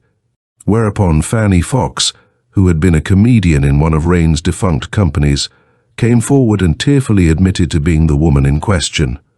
She was willing to run the risk of ruining her reputation, she stated, rather than see Rain suffer for a crime of which he was innocent. She had gone to Rain's apartments disguised at his request because he was back in his salaried position with all his players. She had known the manager for years, and he wished to settle with her without the others knowing it. They had been hounding him to a degree where he was afraid to go to his offices. Consequently, when he had telephoned her earlier in the evening, asking her to visit him and talk matters over, she had veiled herself as he asked. Rain's alibi was complete. A week later, he took the police into his confidence and asked for their help. Where was the money Madame Blavatsky had willed to him? In her signed statement, she had admitted to being worth nearly $500,000. The books of the First National Trust and Savings Bank showed that they had had nearly that amount invested to her credit up until a week before her death. At that time, she had suddenly asked that her securities be converted into cash, and the crook, though, he managed to hold her love and got her to make her will in his favor. Finding himself going to the wall, he asked her to help him, and she drew her money from the bank for that purpose. Meanwhile, he had been secretly married to the Fox woman, and the affair in some way reached Blavatsky's ears. Of an extremely jealous and emotional temperament, she disguised herself with a heavy veil and went to his apartments to denounce him. When she told him that she was through because he had thrown her overboard for a younger woman, Rain at first begged. Then, hard pressed for money and realizing that she was his last resort, he lost control of himself and tried force. He says that he had no intention of killing her. When he came to his right senses, he had choked her into insensibility and really thought that she was dead. The emergency caused him to think rapidly. His apartments are on the second floor, and there is a garage in connection. Running down the back stairs, he got out his car, brought it to the back door, and, covering Blavatsky's body with a blanket, carried it down and drove like the devil for her home. The absence of lights aided him, as did the darkness of Blavatsky's grounds. Arriving, he carried the body into the house, letting himself in by means of her key. Realizing that he could be no worse off whatever happened, he commenced ransacking the place for money. About this time, she recovered consciousness. He imagined that she was about to yell for help, probably she was, and he seized her again. He choked her, She grabbed a paper cutter from the table and tried to fight back, but in her weakened state she was no match for him, and he killed her with her own weapon. It was when she was dying that she shrieked out that curse that the maid heard. He hastily threw open the window, jerked the rings from her fingers, and escaped through the door to his machine, and got back to his own place unobserved. That is why there were no marks on the ground beneath the window. When he found himself up against it, he admitted his guilt to the fox woman. She lied in order to provide him with an alibi. "I had a hunch that I might get him to make some misstep if I took him out there tonight. There was a storm brewing, and it was an ideal night for ghost stories. That's why I phoned for Gassity to hustle out there and remove all the bulbs from the sockets before we arrived. I'll admit, though, that I pretty nearly talked myself out of ghost stories waiting for that extra flashlight battery to burn itself out. I underestimated it by half an hour. Most men have a streak of superstition in them, even if I haven't. But then, I never committed a murder. I guess that I was pretty nearly as badly frightened as he was, though, when I saw Madame coming at him as the lightning flashed. You see, she had that picture of herself as Lady Macbeth on a secret panel that had been built in the old house. Why she had it turned to the wall at the time she was killed, I don't know. But at any rate, Rain, in stumbling, pressed his hand accidentally against the button. The panel turned just as the lightning flashed, and it looked as if she was rushing straight at him, her hands reaching out for him. Sure, she had the money hidden in the secret closet behind the panel. I brought it back with me. No, I'm not superstitious, Chief, but remember that curse she put on him? Well, the way things happened just as they did, maybe Sir Oliver Lodge may be right after all. End of The Woman Who Cursed a Man by Harold Ward. Thornton Smiled Significantly by David Morrison. The Black Mask, December 1921. Chapter 1. There is a lady outside who wishes to see you. There is a man with her. What's the name? Thornton asked, visibly annoyed at the untimely intrusion. She would give no name. She said you would not know her. She seems very anxious to see you. Thornton reflected a few moments. It was rather early for callers, and he had been about to dictate his morning mail. He resented the visit, but for some reason he could not fathom, he felt a slight curiosity as to the identity of his callers. He turned suddenly to his secretary. "Show them in, Miss Armstrong, please." As the pair entered, Thornton's curiosity was increased. The woman was about 30 years of age and strikingly attractive. She was expensively gowned and bore all the earmarks of wealth, but her companion was rather shabbily dressed and impressed one as a servant of the woman. The woman entered first, the man following behind her slowly, almost timidly. Thornton noticed that he clutched in his hand a large, square, box-like affair covered with black cloth. "Mr. Thornton?" The woman gushed, advancing with a friendliness that was almost brazen. Thornton arose wonderingly. "I'm afraid you have the advantage of me." "I am Miss Bender, Miss Ruth Bender," the caller beamed. "I'm sorry if I've chosen a busy moment to intrude, but I'm sure you will pardon me when the nature of my visit is made known." Thornton motioned his visitor to a seat, and as she drew up a chair, looked up questioningly at her companion. She seemed to have forgotten the man, and she now turned toward him in sudden remembrance. "Just take a chair, Mr. Parker," she said, making no move to introduce her companion, who was standing a few feet away, gazing stupidly about the room and shifting from one foot to the other. He made no effort to put down the cloth-covered object he was holding. At the sound of the woman's voice, the man turned dully, found a chair, and sat down, making no move to draw the chair closer, evidently not considering himself a party to the conference.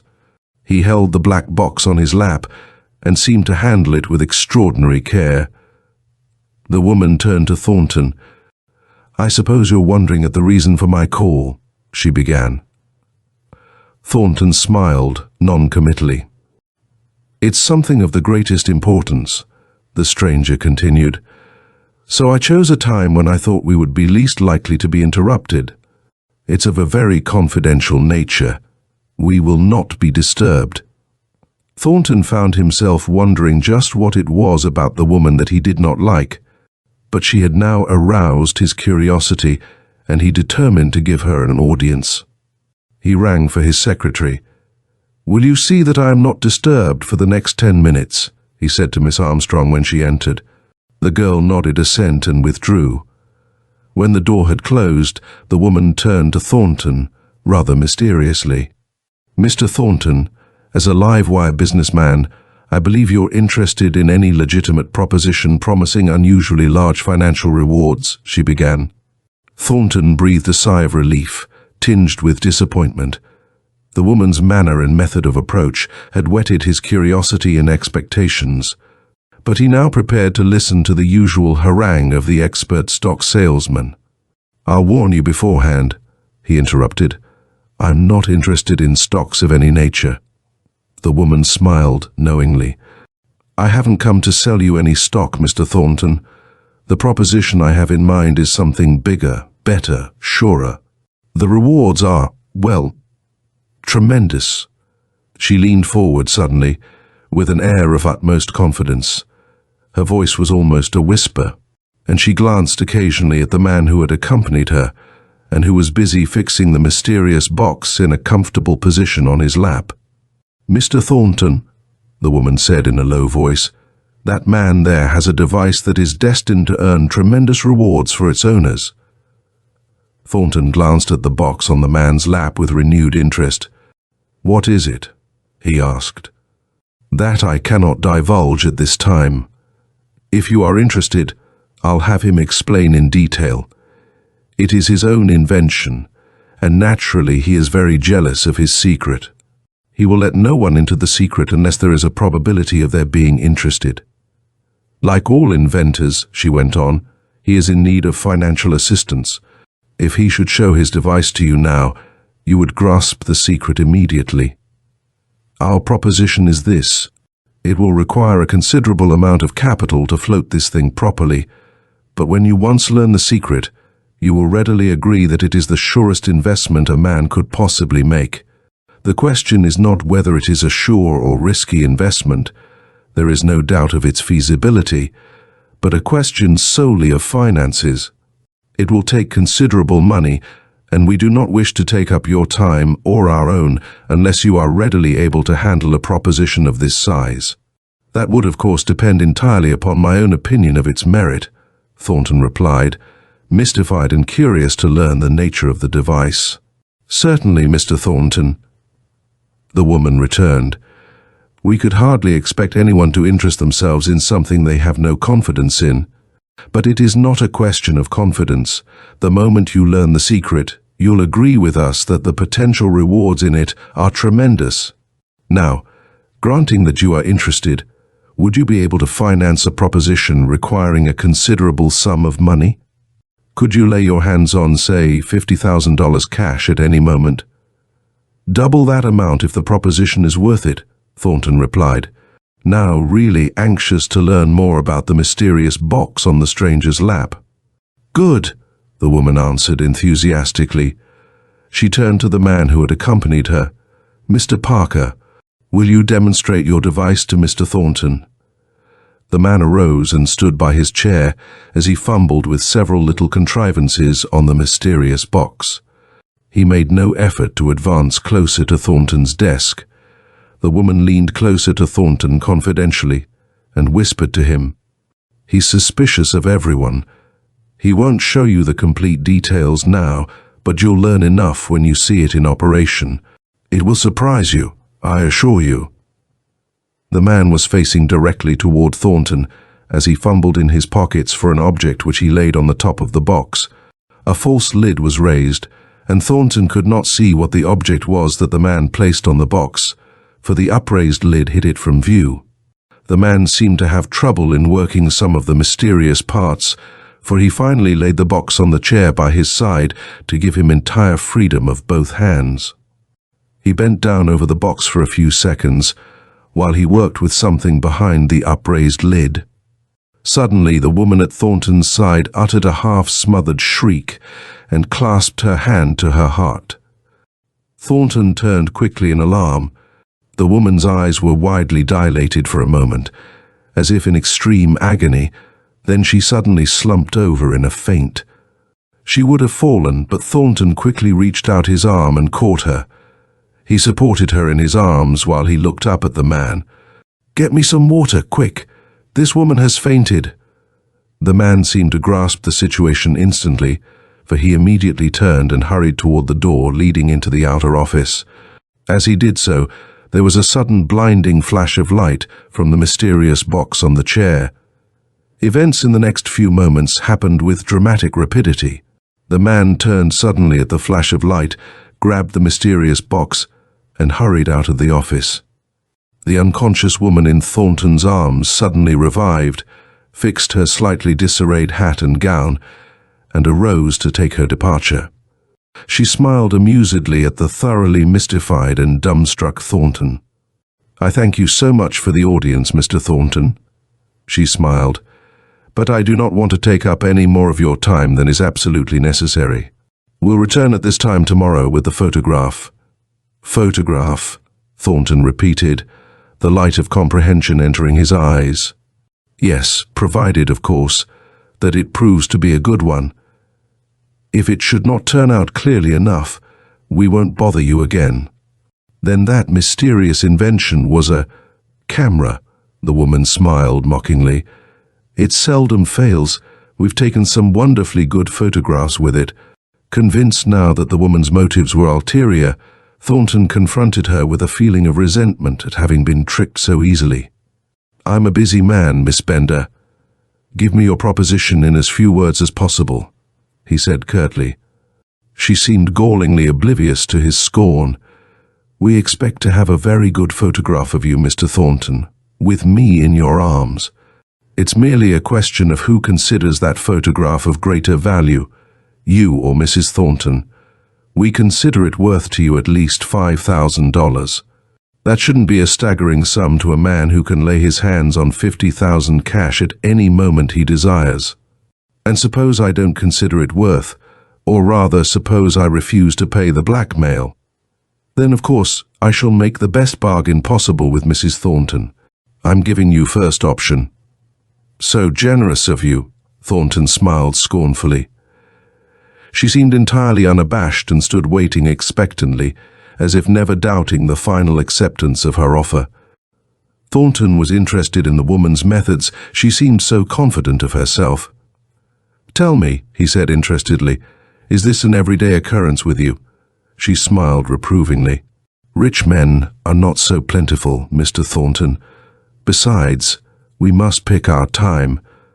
I never take chances. I always make sure of my ground first. You will notice I chose a time when you would be least likely to have any callers." "But why all the rigmarole about the mysterious invention?" he persisted. "I can't seem to conquer my love for dramatics, Mr. Thornton," the woman replied, smiling sheepishly.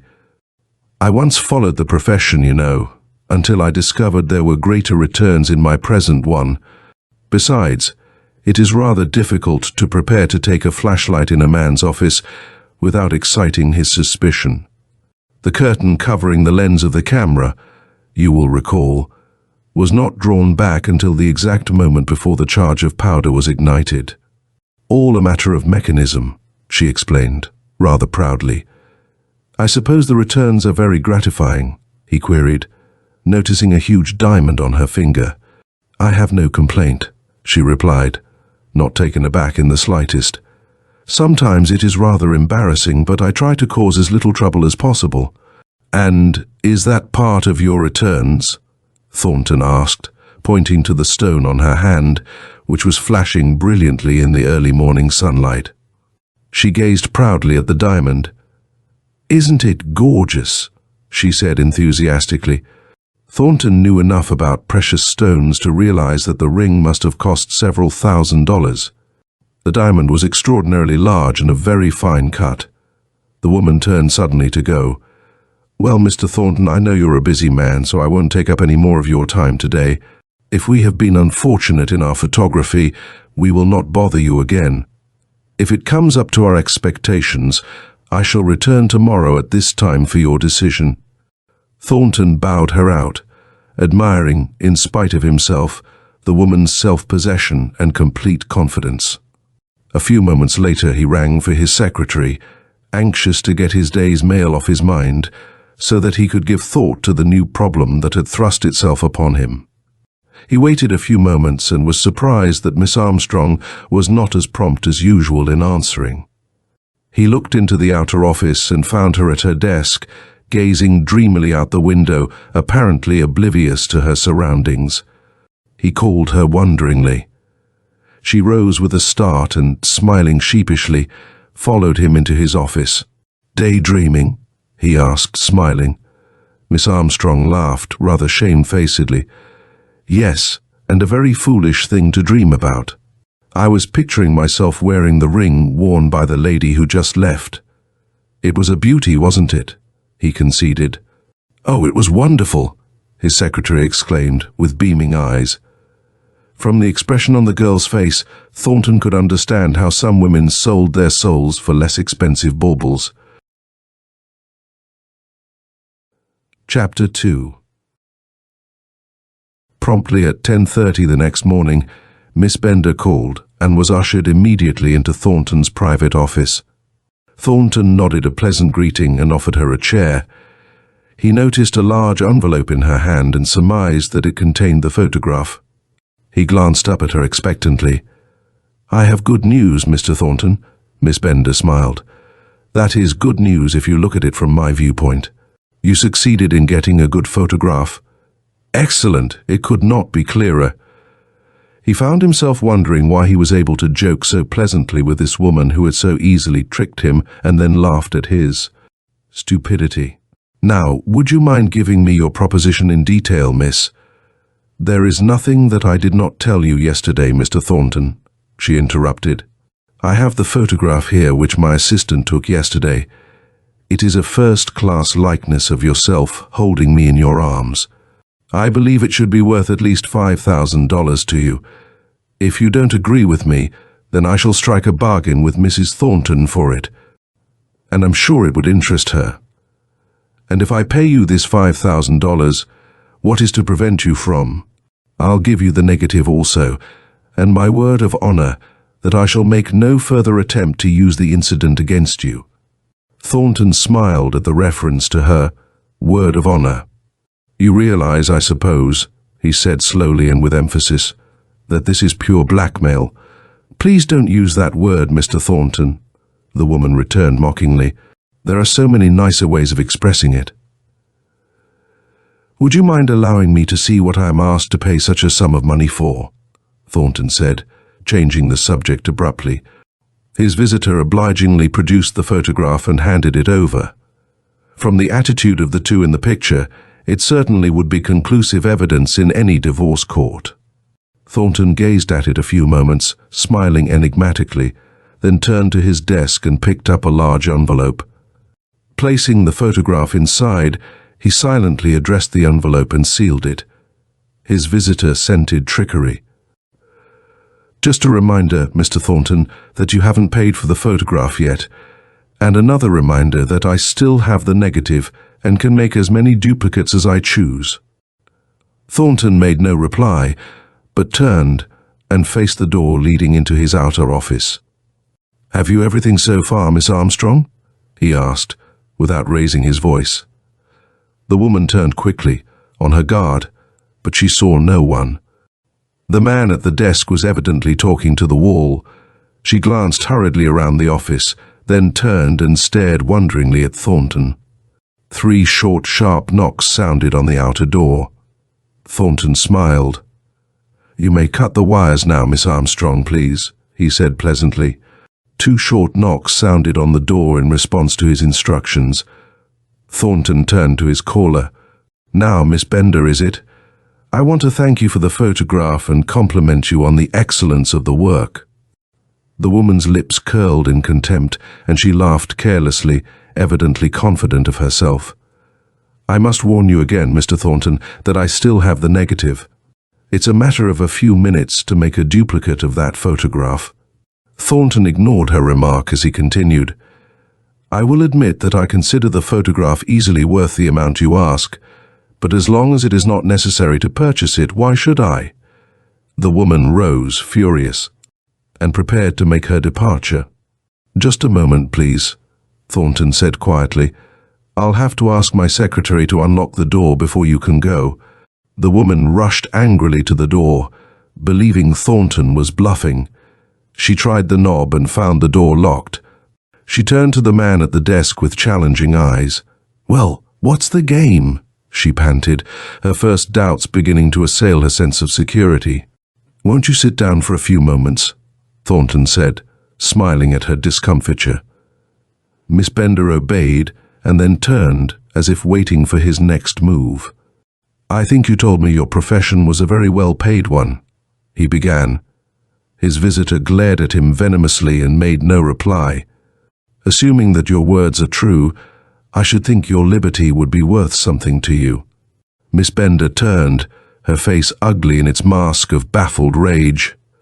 "You can turn me over to the police, but a copy of that photograph will be in Mrs. Thornton's hands tomorrow," she cried furiously.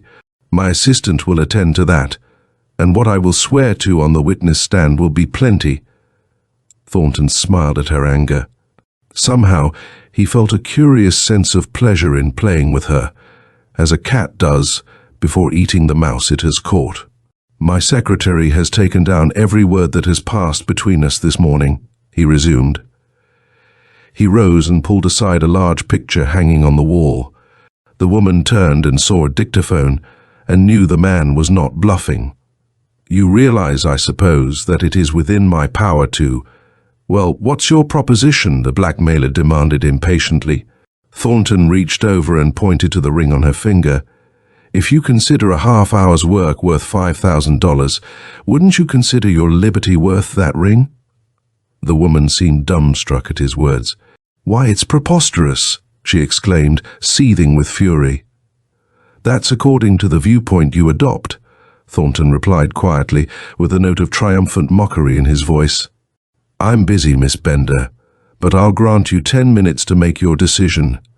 Hand over that ring on your finger, and I'll give you your freedom and make no attempt at prosecution for your attempted blackmail. Otherwise, I shall be compelled to telephone for the police." After a few minutes' deliberation, the woman suddenly tore the ring from her finger and threw it angrily on his desk. An almost imperceptible sob escaped her lips. Thornton picked up the ring and placed it in his pocket. "Before you go, Miss Bender, I want to add to your disappointment by telling you that Mrs. Thornton would gladly have given you $5,000 for that photograph. That dictaphone you saw behind the picture was placed there by detectives in the employ of Mrs. Thornton. She suspected that I was in love with my secretary. I pretended ignorance and allowed the instrument to remain, though I knew of its presence from the beginning. It was an easy matter to run in another wire for my stenographer yesterday in readiness for your return." He pressed the button on his desk, and Miss Armstrong unlocked the door and entered. He handed her the envelope containing the photograph. "Will you please mail that for me at once, Miss Armstrong, and register it, please." The girl took the package and left the office. The woman took advantage of her opportunity and gained the safety of the outer office. She turned and glared evilly at Thornton.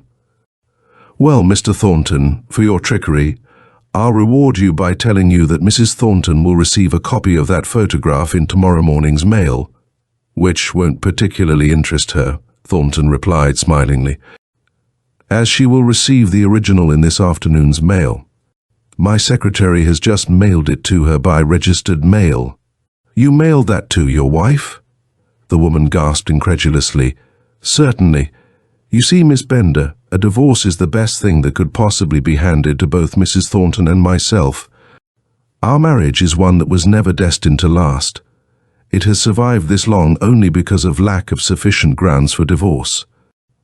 and I would not think of bringing any unpleasant notoriety to any lady, until you obligingly handed me what both Mrs. Thornton and I have been seeking for months. Good day, and thank you so much." The woman stormed out of the office, furious at the circumstances that had robbed her of the large sum she had expected, and nettled at the taunting mockery in her intended victim's voice. A few minutes later, Miss Armstrong returned. She handed her employer the postal receipt for the registered package. "Got it off all right?" He smiled. "Yes, it will probably be delivered this afternoon." "Good," he smiled rather anxiously. He turned suddenly to the girl. "Miss Armstrong, what was it you were daydreaming about yesterday when you didn't hear my ring for dictation?" The girl gazed at him in smiling uncertainty for a moment, the incident not coming to her instantly. "Oh, about the ring that woman was wearing," she replied, laughing sheepishly.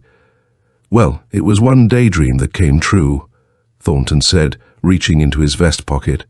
He withdrew his hand and placed the ring on her finger. The girl's eyes widened in astonishment as she stared at the sparkling stone in disbelief. "Why, it's just like the one that woman wore," she breathed in rapt admiration.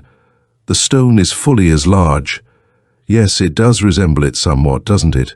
Thornton smiled significantly. End of Thornton Smiled Significantly by David Morrison. The Dark Brown Dress by Meredith Beyers. The Black Mask, December 1921.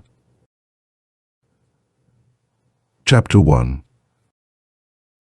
This story begins with the tale one Henry Grover told Meroe before 7 in the morning, after I had ushered him into the room. We had never seen him before. He was bald, with the exception of a curious and rather ugly strip of black hair at the back of his head. His eyebrows were heavy and black, and above the left one there was a mole with a long hair growing out of it, which seemed to bother the eye beneath. He tilted back his head to gaze at us from under half-closed lids, which seemed too heavy to raise themselves. His face was smooth and molded with odd lines about the mouth. "I have a room on the 6th floor of the Buckminster, facing south," he said. "My desk makes an angle with the window, and I sit so the light comes from the left and a little behind. By slightly turning my head, I can see the face of the Claridge across the rather narrow street. Now, you must have observed, Mr. Meroe, that it is unpleasant to be stared at, that there is something distressingly tangible about it, even when you are not aware of the owner or the location of the eyes which are staring at you. This feeling came to me yesterday afternoon. I looked hastily about the room. My door was closed and I was alone. I looked out of the window. Opposite stretched the windows of the 6th floor of the Claridge. Every 10 yards was a set of bay windows. Not directly opposite, but just 3 or 4 windows to the right, was the third of these sets. There I glanced instinctively and rather furtively, trying to conceal the fact. In the side window was the back of a settee. Beyond this I saw a rather stout and elderly woman with slightly grey hair and a dark brown dress sitting motionless in a rocking chair and staring at me. This annoyed me so that I resolved to outstare her. I turned my chair slightly and directed a defiant glare, which I held for perhaps 30 seconds before I discovered that she had not been looking at me at all. She took absolutely no notice of my action. Laughing at myself, I attempted once more to resume my writing, but again felt the irresistible impulse to turn my eyes. Still the steady stare. Then, for the first time, I noticed something just above the back of the left end of the settee. It was the head of a man. The confused reflections at that part of the window had prevented me from distinguishing him before. Of course, I thought to myself. The man was undoubtedly talking to her, and she was listening very attentively.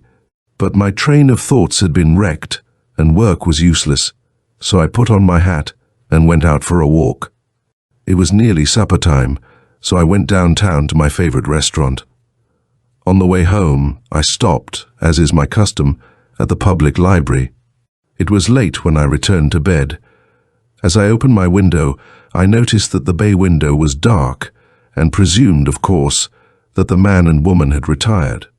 Now, I am an early riser, sir. I very often do 2 or 3 hours' work before breakfast. Here he pulled a handkerchief from his pocket and mopped his head. Mr. Merowe, he said strangely, and evidently quite carried away with a vivid memory. This morning I commenced to write, as usual. Soon came the first light of dawn. I kept on writing. Then it grew lighter and I turned off the desk lamp. And dear God, man, he said hoarsely. I looked out of the window. And there she was, that woman, still staring at me.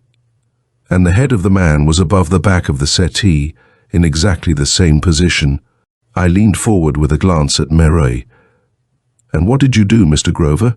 he was asking.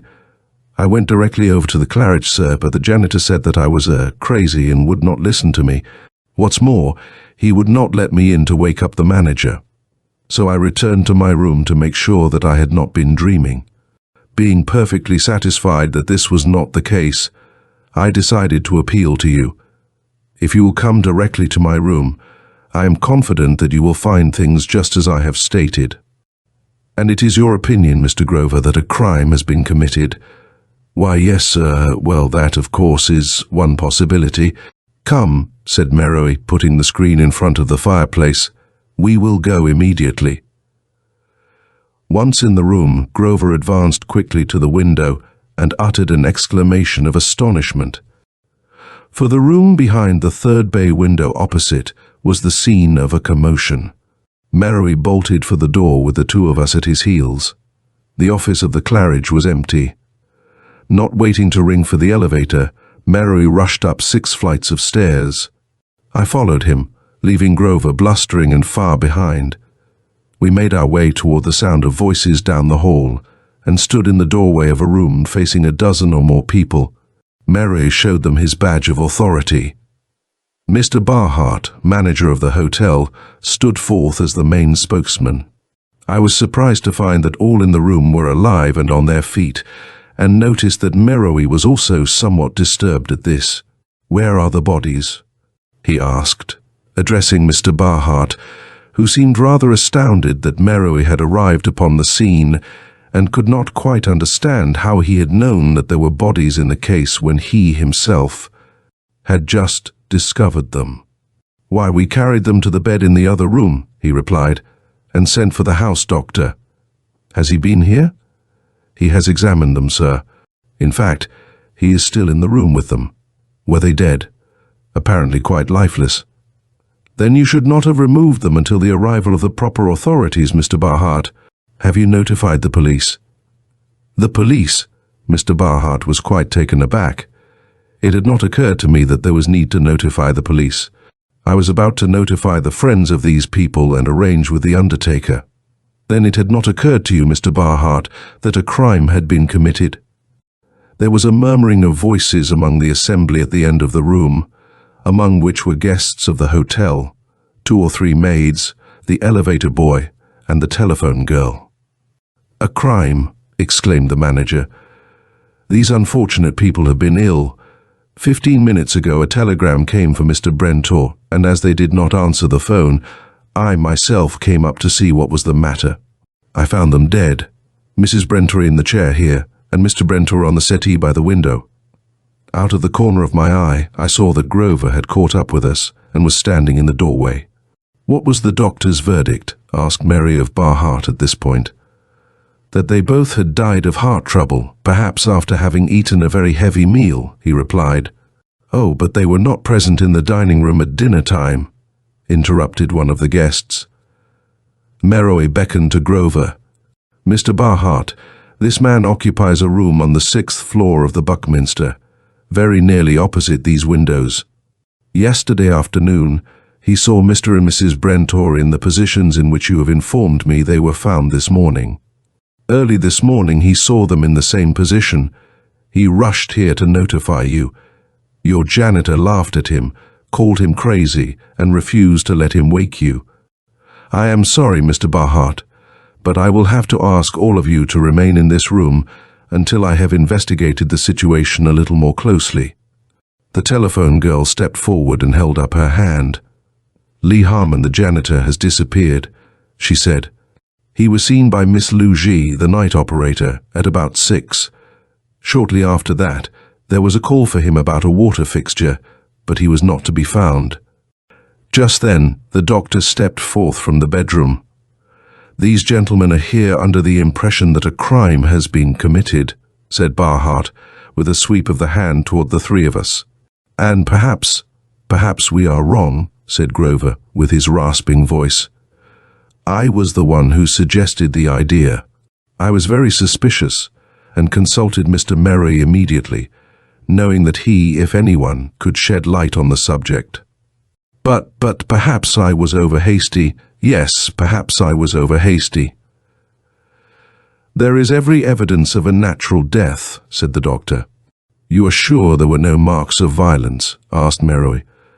Absolutely, Mr. Merry. I have examined the bodies very carefully. Besides, they were found in a peaceful position, one in the chair and one on the settee. This would hardly indicate a death by violence. No, the deaths were undoubtedly caused by heart failure, although I am at a loss to know the exact nature of this heart failure. There is a total lack of other indications. Does it not strike you as odd, Doctor, said Merrow, that the two deaths should have occurred simultaneously?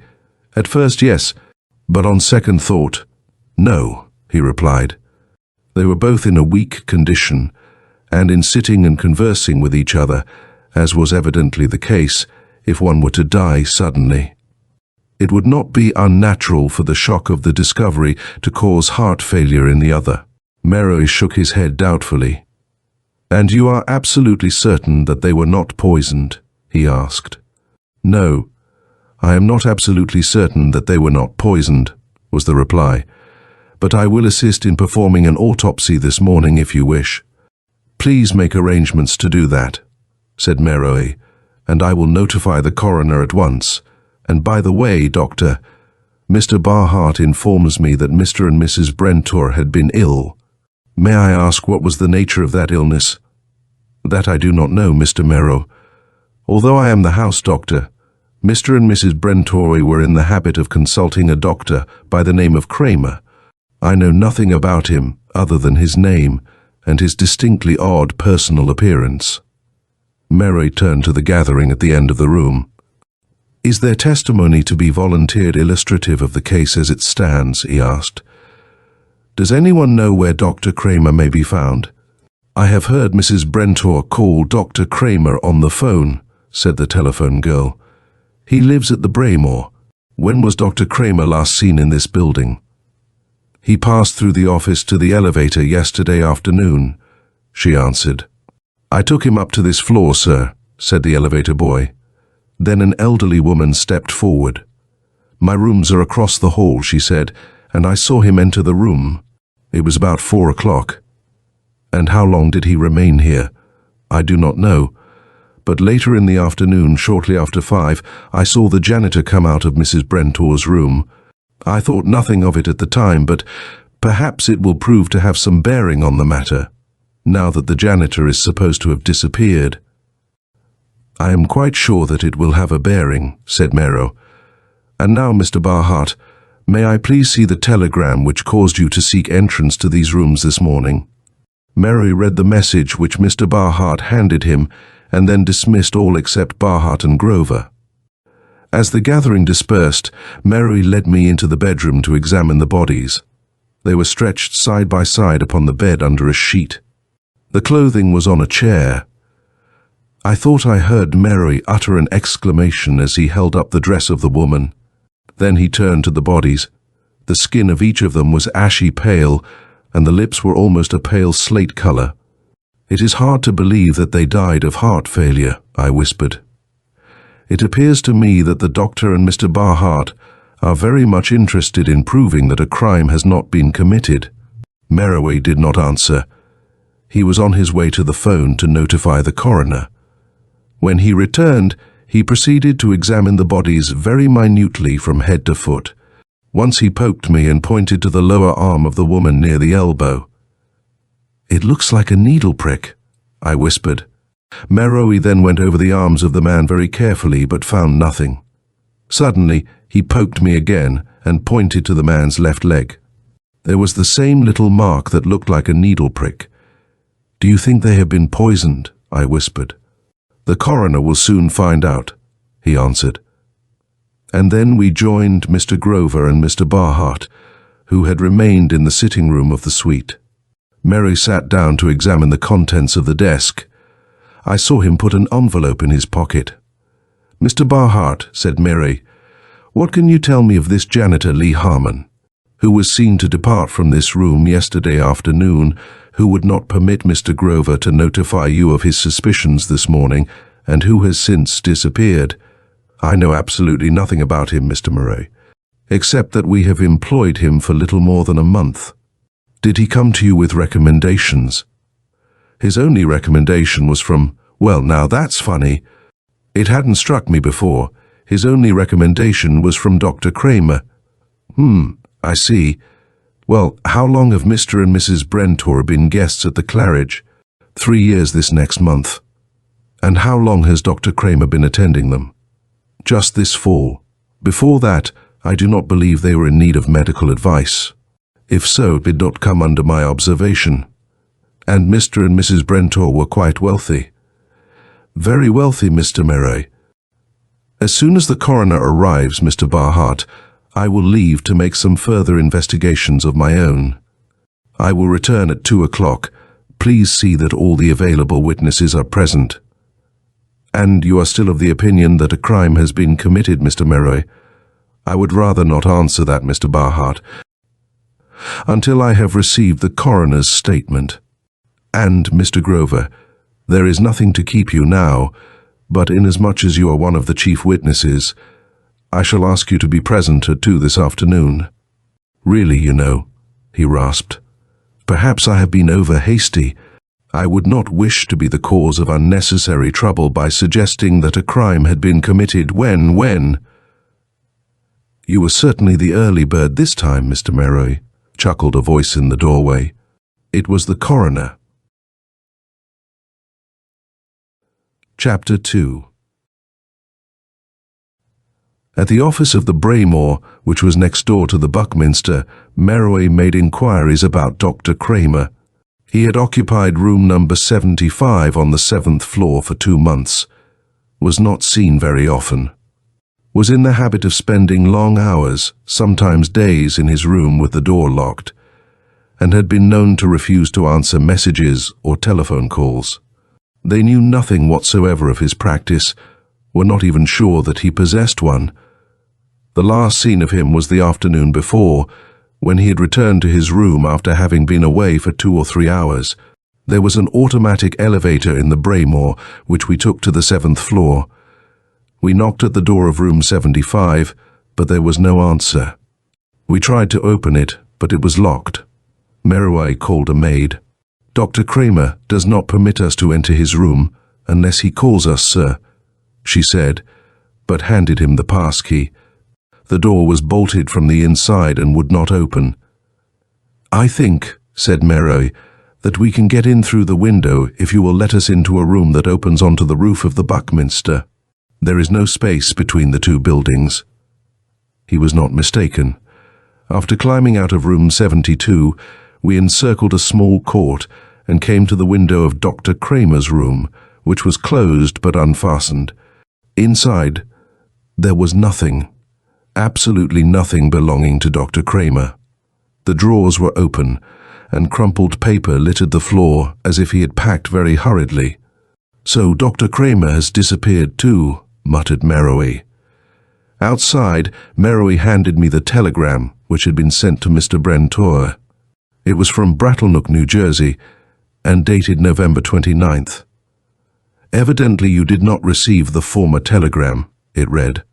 "Latimer disappeared 4 months ago in face of heavy debts. Advise you retract will immediately." It was signed, "A Goodnow." "Harding is their lawyer," said Meroe, drawing from his pocket the envelope he had found in Brentor's desk. "If you will wire R. good now of the death of Mr. and Mrs. Brentor, I will run up to see Harding and tend to one or two other matters. Then we will meet at Marston's at 12:30 for a bite of lunch, before ending this curious little story about the woman in a dark brown dress who stared at Henry Grover."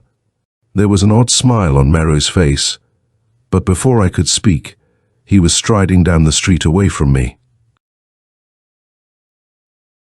Chapter 3. Shortly before 12:30, I seated myself in the lobby of Marston's to wait for Merrow. At 12:55, he came through the door as if he had been hurrying. His brows were puckered, and he appeared distressed. "What news?" I asked. "That there were absolutely no traces of poison," he replied, leading me quickly to a table in the corner. Then the whole thing is a farce, I mean, about the crime part of it. What about the janitor and Kramer? What about Hart and the house doctor?" But Merrow did not answer. After giving our order, he leaned back in his chair, with his chin sunk to his chest in deep thought. "There is not much time," he said. "I must make some sort of a showing at 2 o'clock, or the reputation of a year's hard work will be seriously injured. Not that I really care," he added, with a curious light in his eyes and a slow shaking of the head. "What did you find out from Harding?" I asked, but again he was lost in thought and did not hear me. We ate in silence, then we sat in silence. I looked at my watch.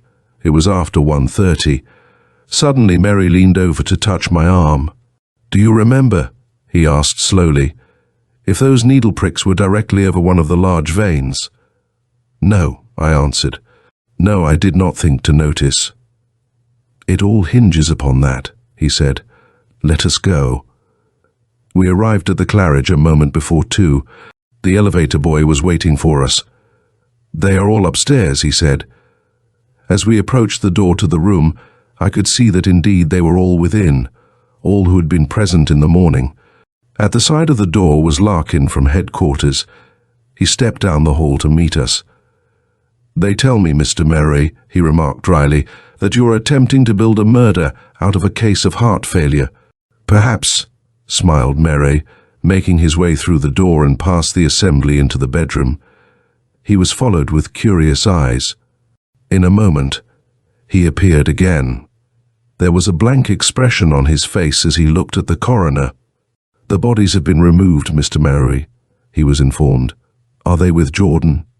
"Yes." "Then I must phone Jordan."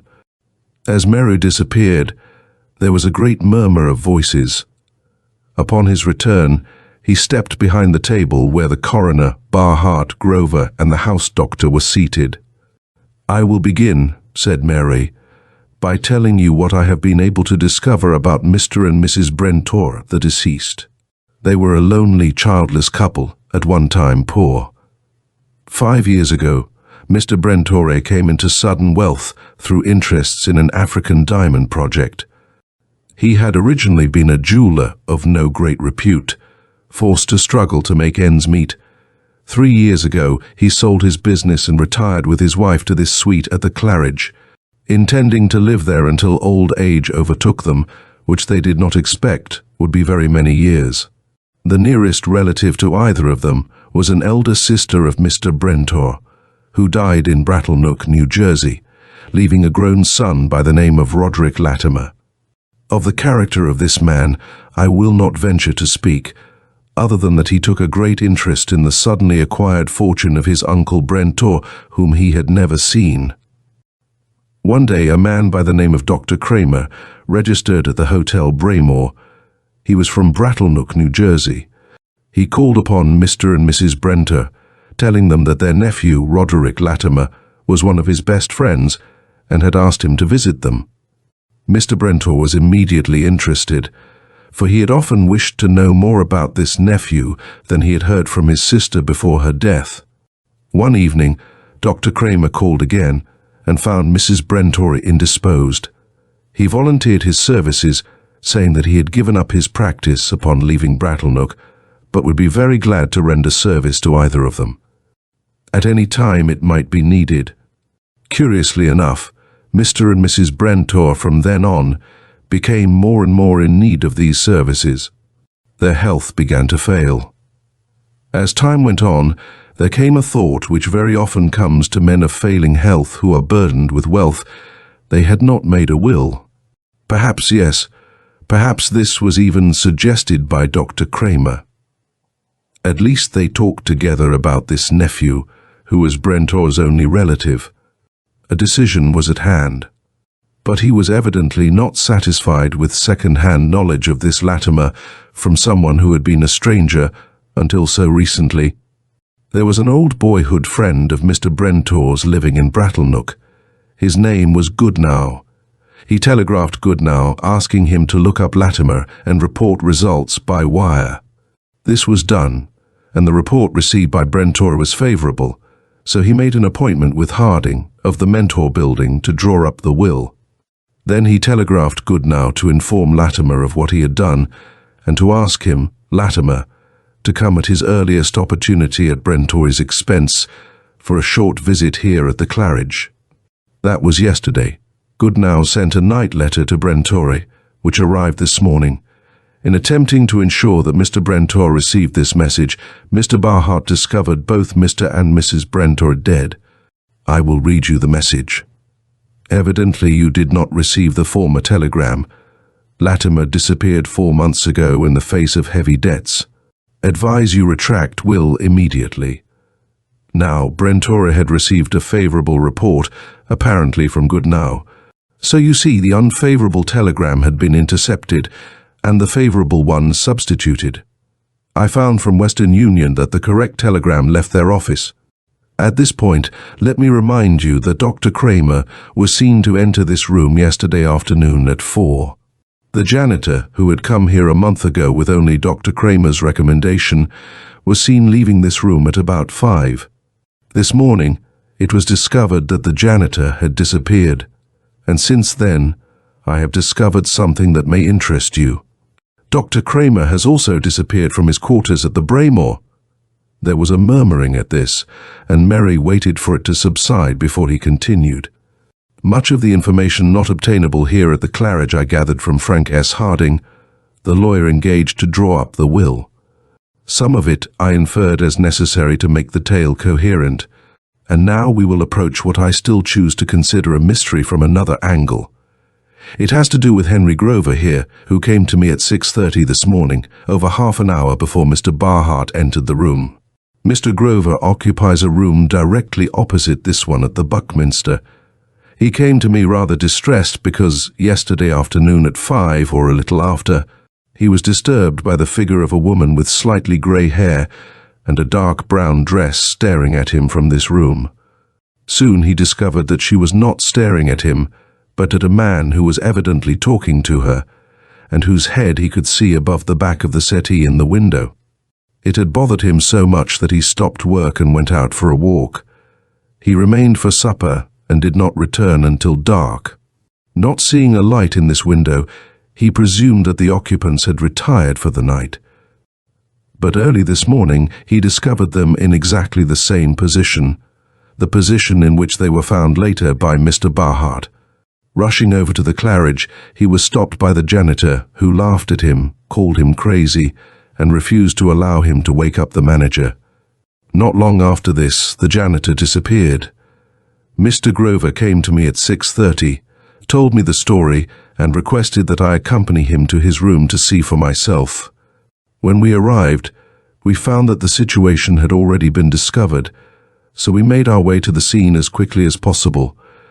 At first, my suspicions were aroused by the reluctance of the house doctor and Mr. Hart to even remotely consider that a crime had been committed. I have since come to the conclusion that it was merely a natural instinct on the part of those interested in the business end of the establishment to avoid encroaching upon its good name. There was a slight bow of acknowledgement from Hart. It surprised me greatly to be informed that there were absolutely no indications of death other than natural causes.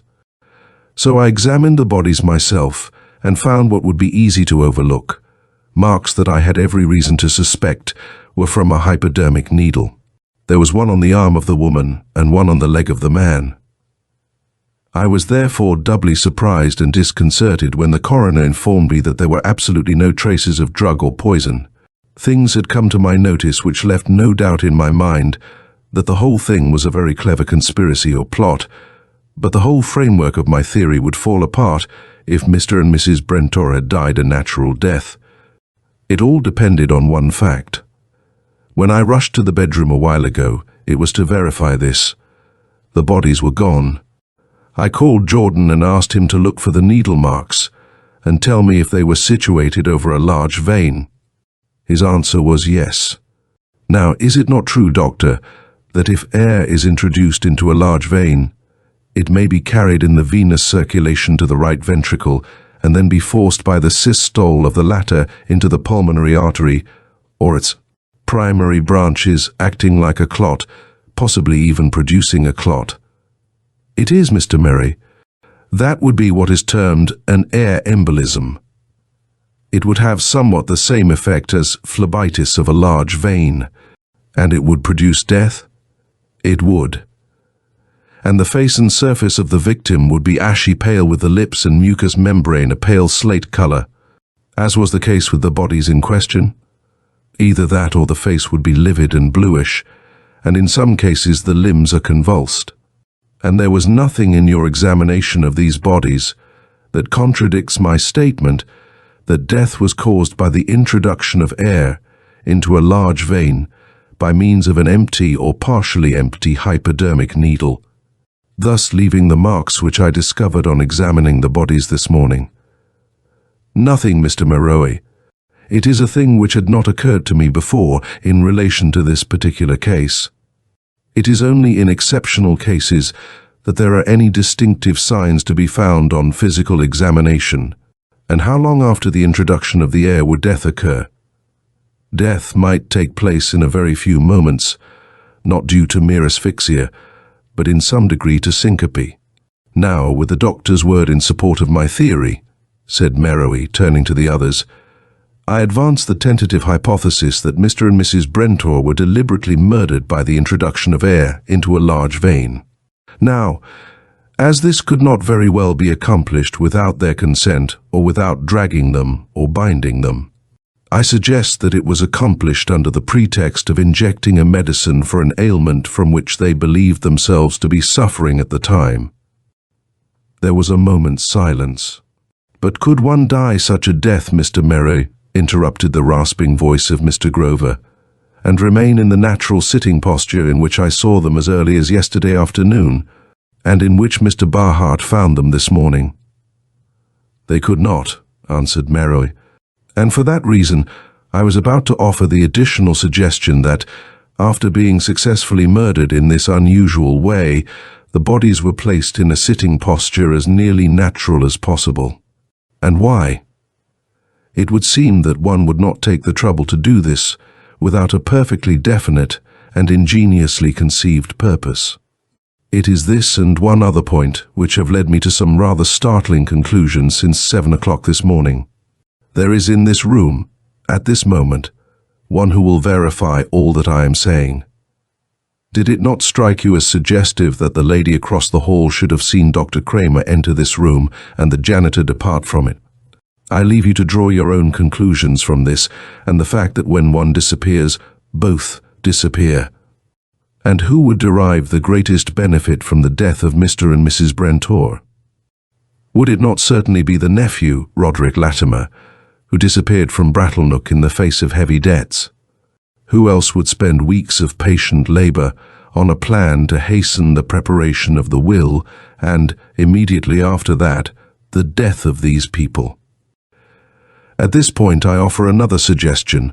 Roderick Latimer, Dr. Kramer, and Lee Harmon, the janitor, are one and the same person. There was another burst of murmuring. A slightly sarcastic smile appeared on Larkin's face. And that in the person of the janitor he was able to intercept the telegram, the receipt of which would have ruined his chances of being named in the will. And that in the person of the doctor he was able to commit the murder at the proper time and without any great outcry. Mr. Meroe, said Larkin suddenly, Most of what you have given us, clever and coherent though it is mere theory. Do you have proof of what you say? Can you lead us to the murderer?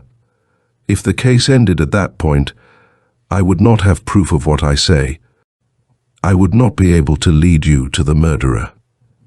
But Roderick Latimer did not stop there. He went a step farther. He went a step too far. In an effort to protect himself without having to flee the country entirely, he conceived a plan that was too perfect for him to execute without a flaw. He knew that the best way to escape detection and still be on the ground until it was safe for him to resume the character of Roderick Latimer, pay his debts, and take up the life of a wealthy and righteous citizen, was to be right under the nose and on the side of the detector. This would have been very successful had he been the mastermind to think of all the details at once. He was not that perfect mastermind. And now, Lee Harmon, Dr. Kramer, Roderick Latimer, and Henry Grover, what have you to say for yourself? Chapter 4. There was a general outcry of astonishment. Henry Grover looked around him and up at Meroe in utter amazement. Another sarcastic smile appeared on Larkin's face. "You would look more like yourself without that on," said Meroe, reaching for the hairpiece that grew out of the mole above Grover's left eye, but it did not budge. Grover uttered an exclamation of pain and rose in indignation. "Come out of it, Latimer," said Meroe. "It will not help you now to put up a bluff. You came to me at 6:30. You were in a hurry as you accosted the telephone girl at the Charlesgate Club. You were not in a hurry once you had entered my room. You made your story entirely too dramatic to get away with naturally. You described the woman as having slightly grey hair and a dark brown dress. It was when I found that her hair was only slightly grey and that her dress was a very dark brown that I suspected your whole game. I defy anyone to sit in your room at the Buckminster and tell Mrs. Brentor's dark brown dress from a black one while it is hanging over a chair in the centre of this room. And it would be equally impossible to recognize her hair as slightly grey without having seen it at very close range. And when I discovered that the window of Kramer's room at the Braemore opened onto the roof of the Buckminster, not far from the stairway leading down to the 6th floor, your floor, I was convinced. Also, you were too eager to retract your suggestion that a crime had been committed after seeing the possibility of its being considered otherwise. Now let's see whether that mole will come off. It doesn't look quite natural to me. Your ideas of disguise are a bit crude for this day and age. I wish I had seen you as Dr. Kramer and the janitor." Grover backed away from Meroe.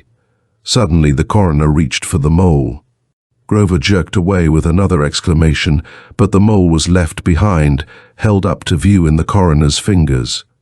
"Do you deny anything that I have said?" asked Meroe.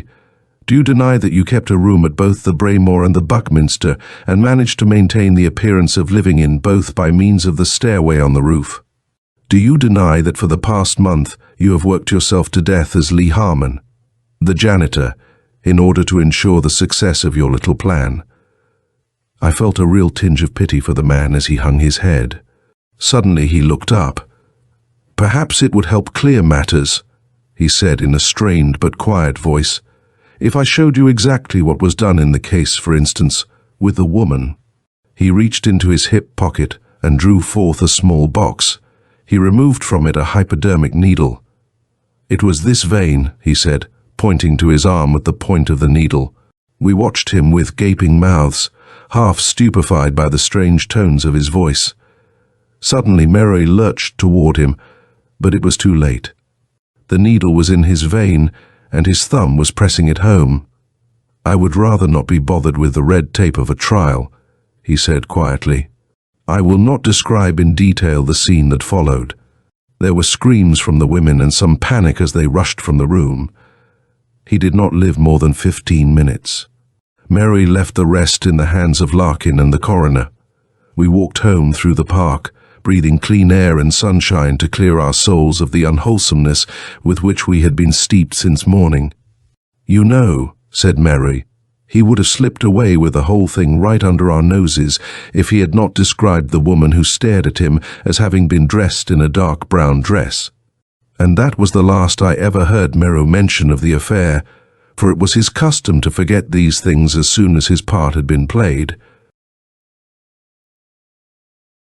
End of The Dark Brown Dress by Meredith Beyers.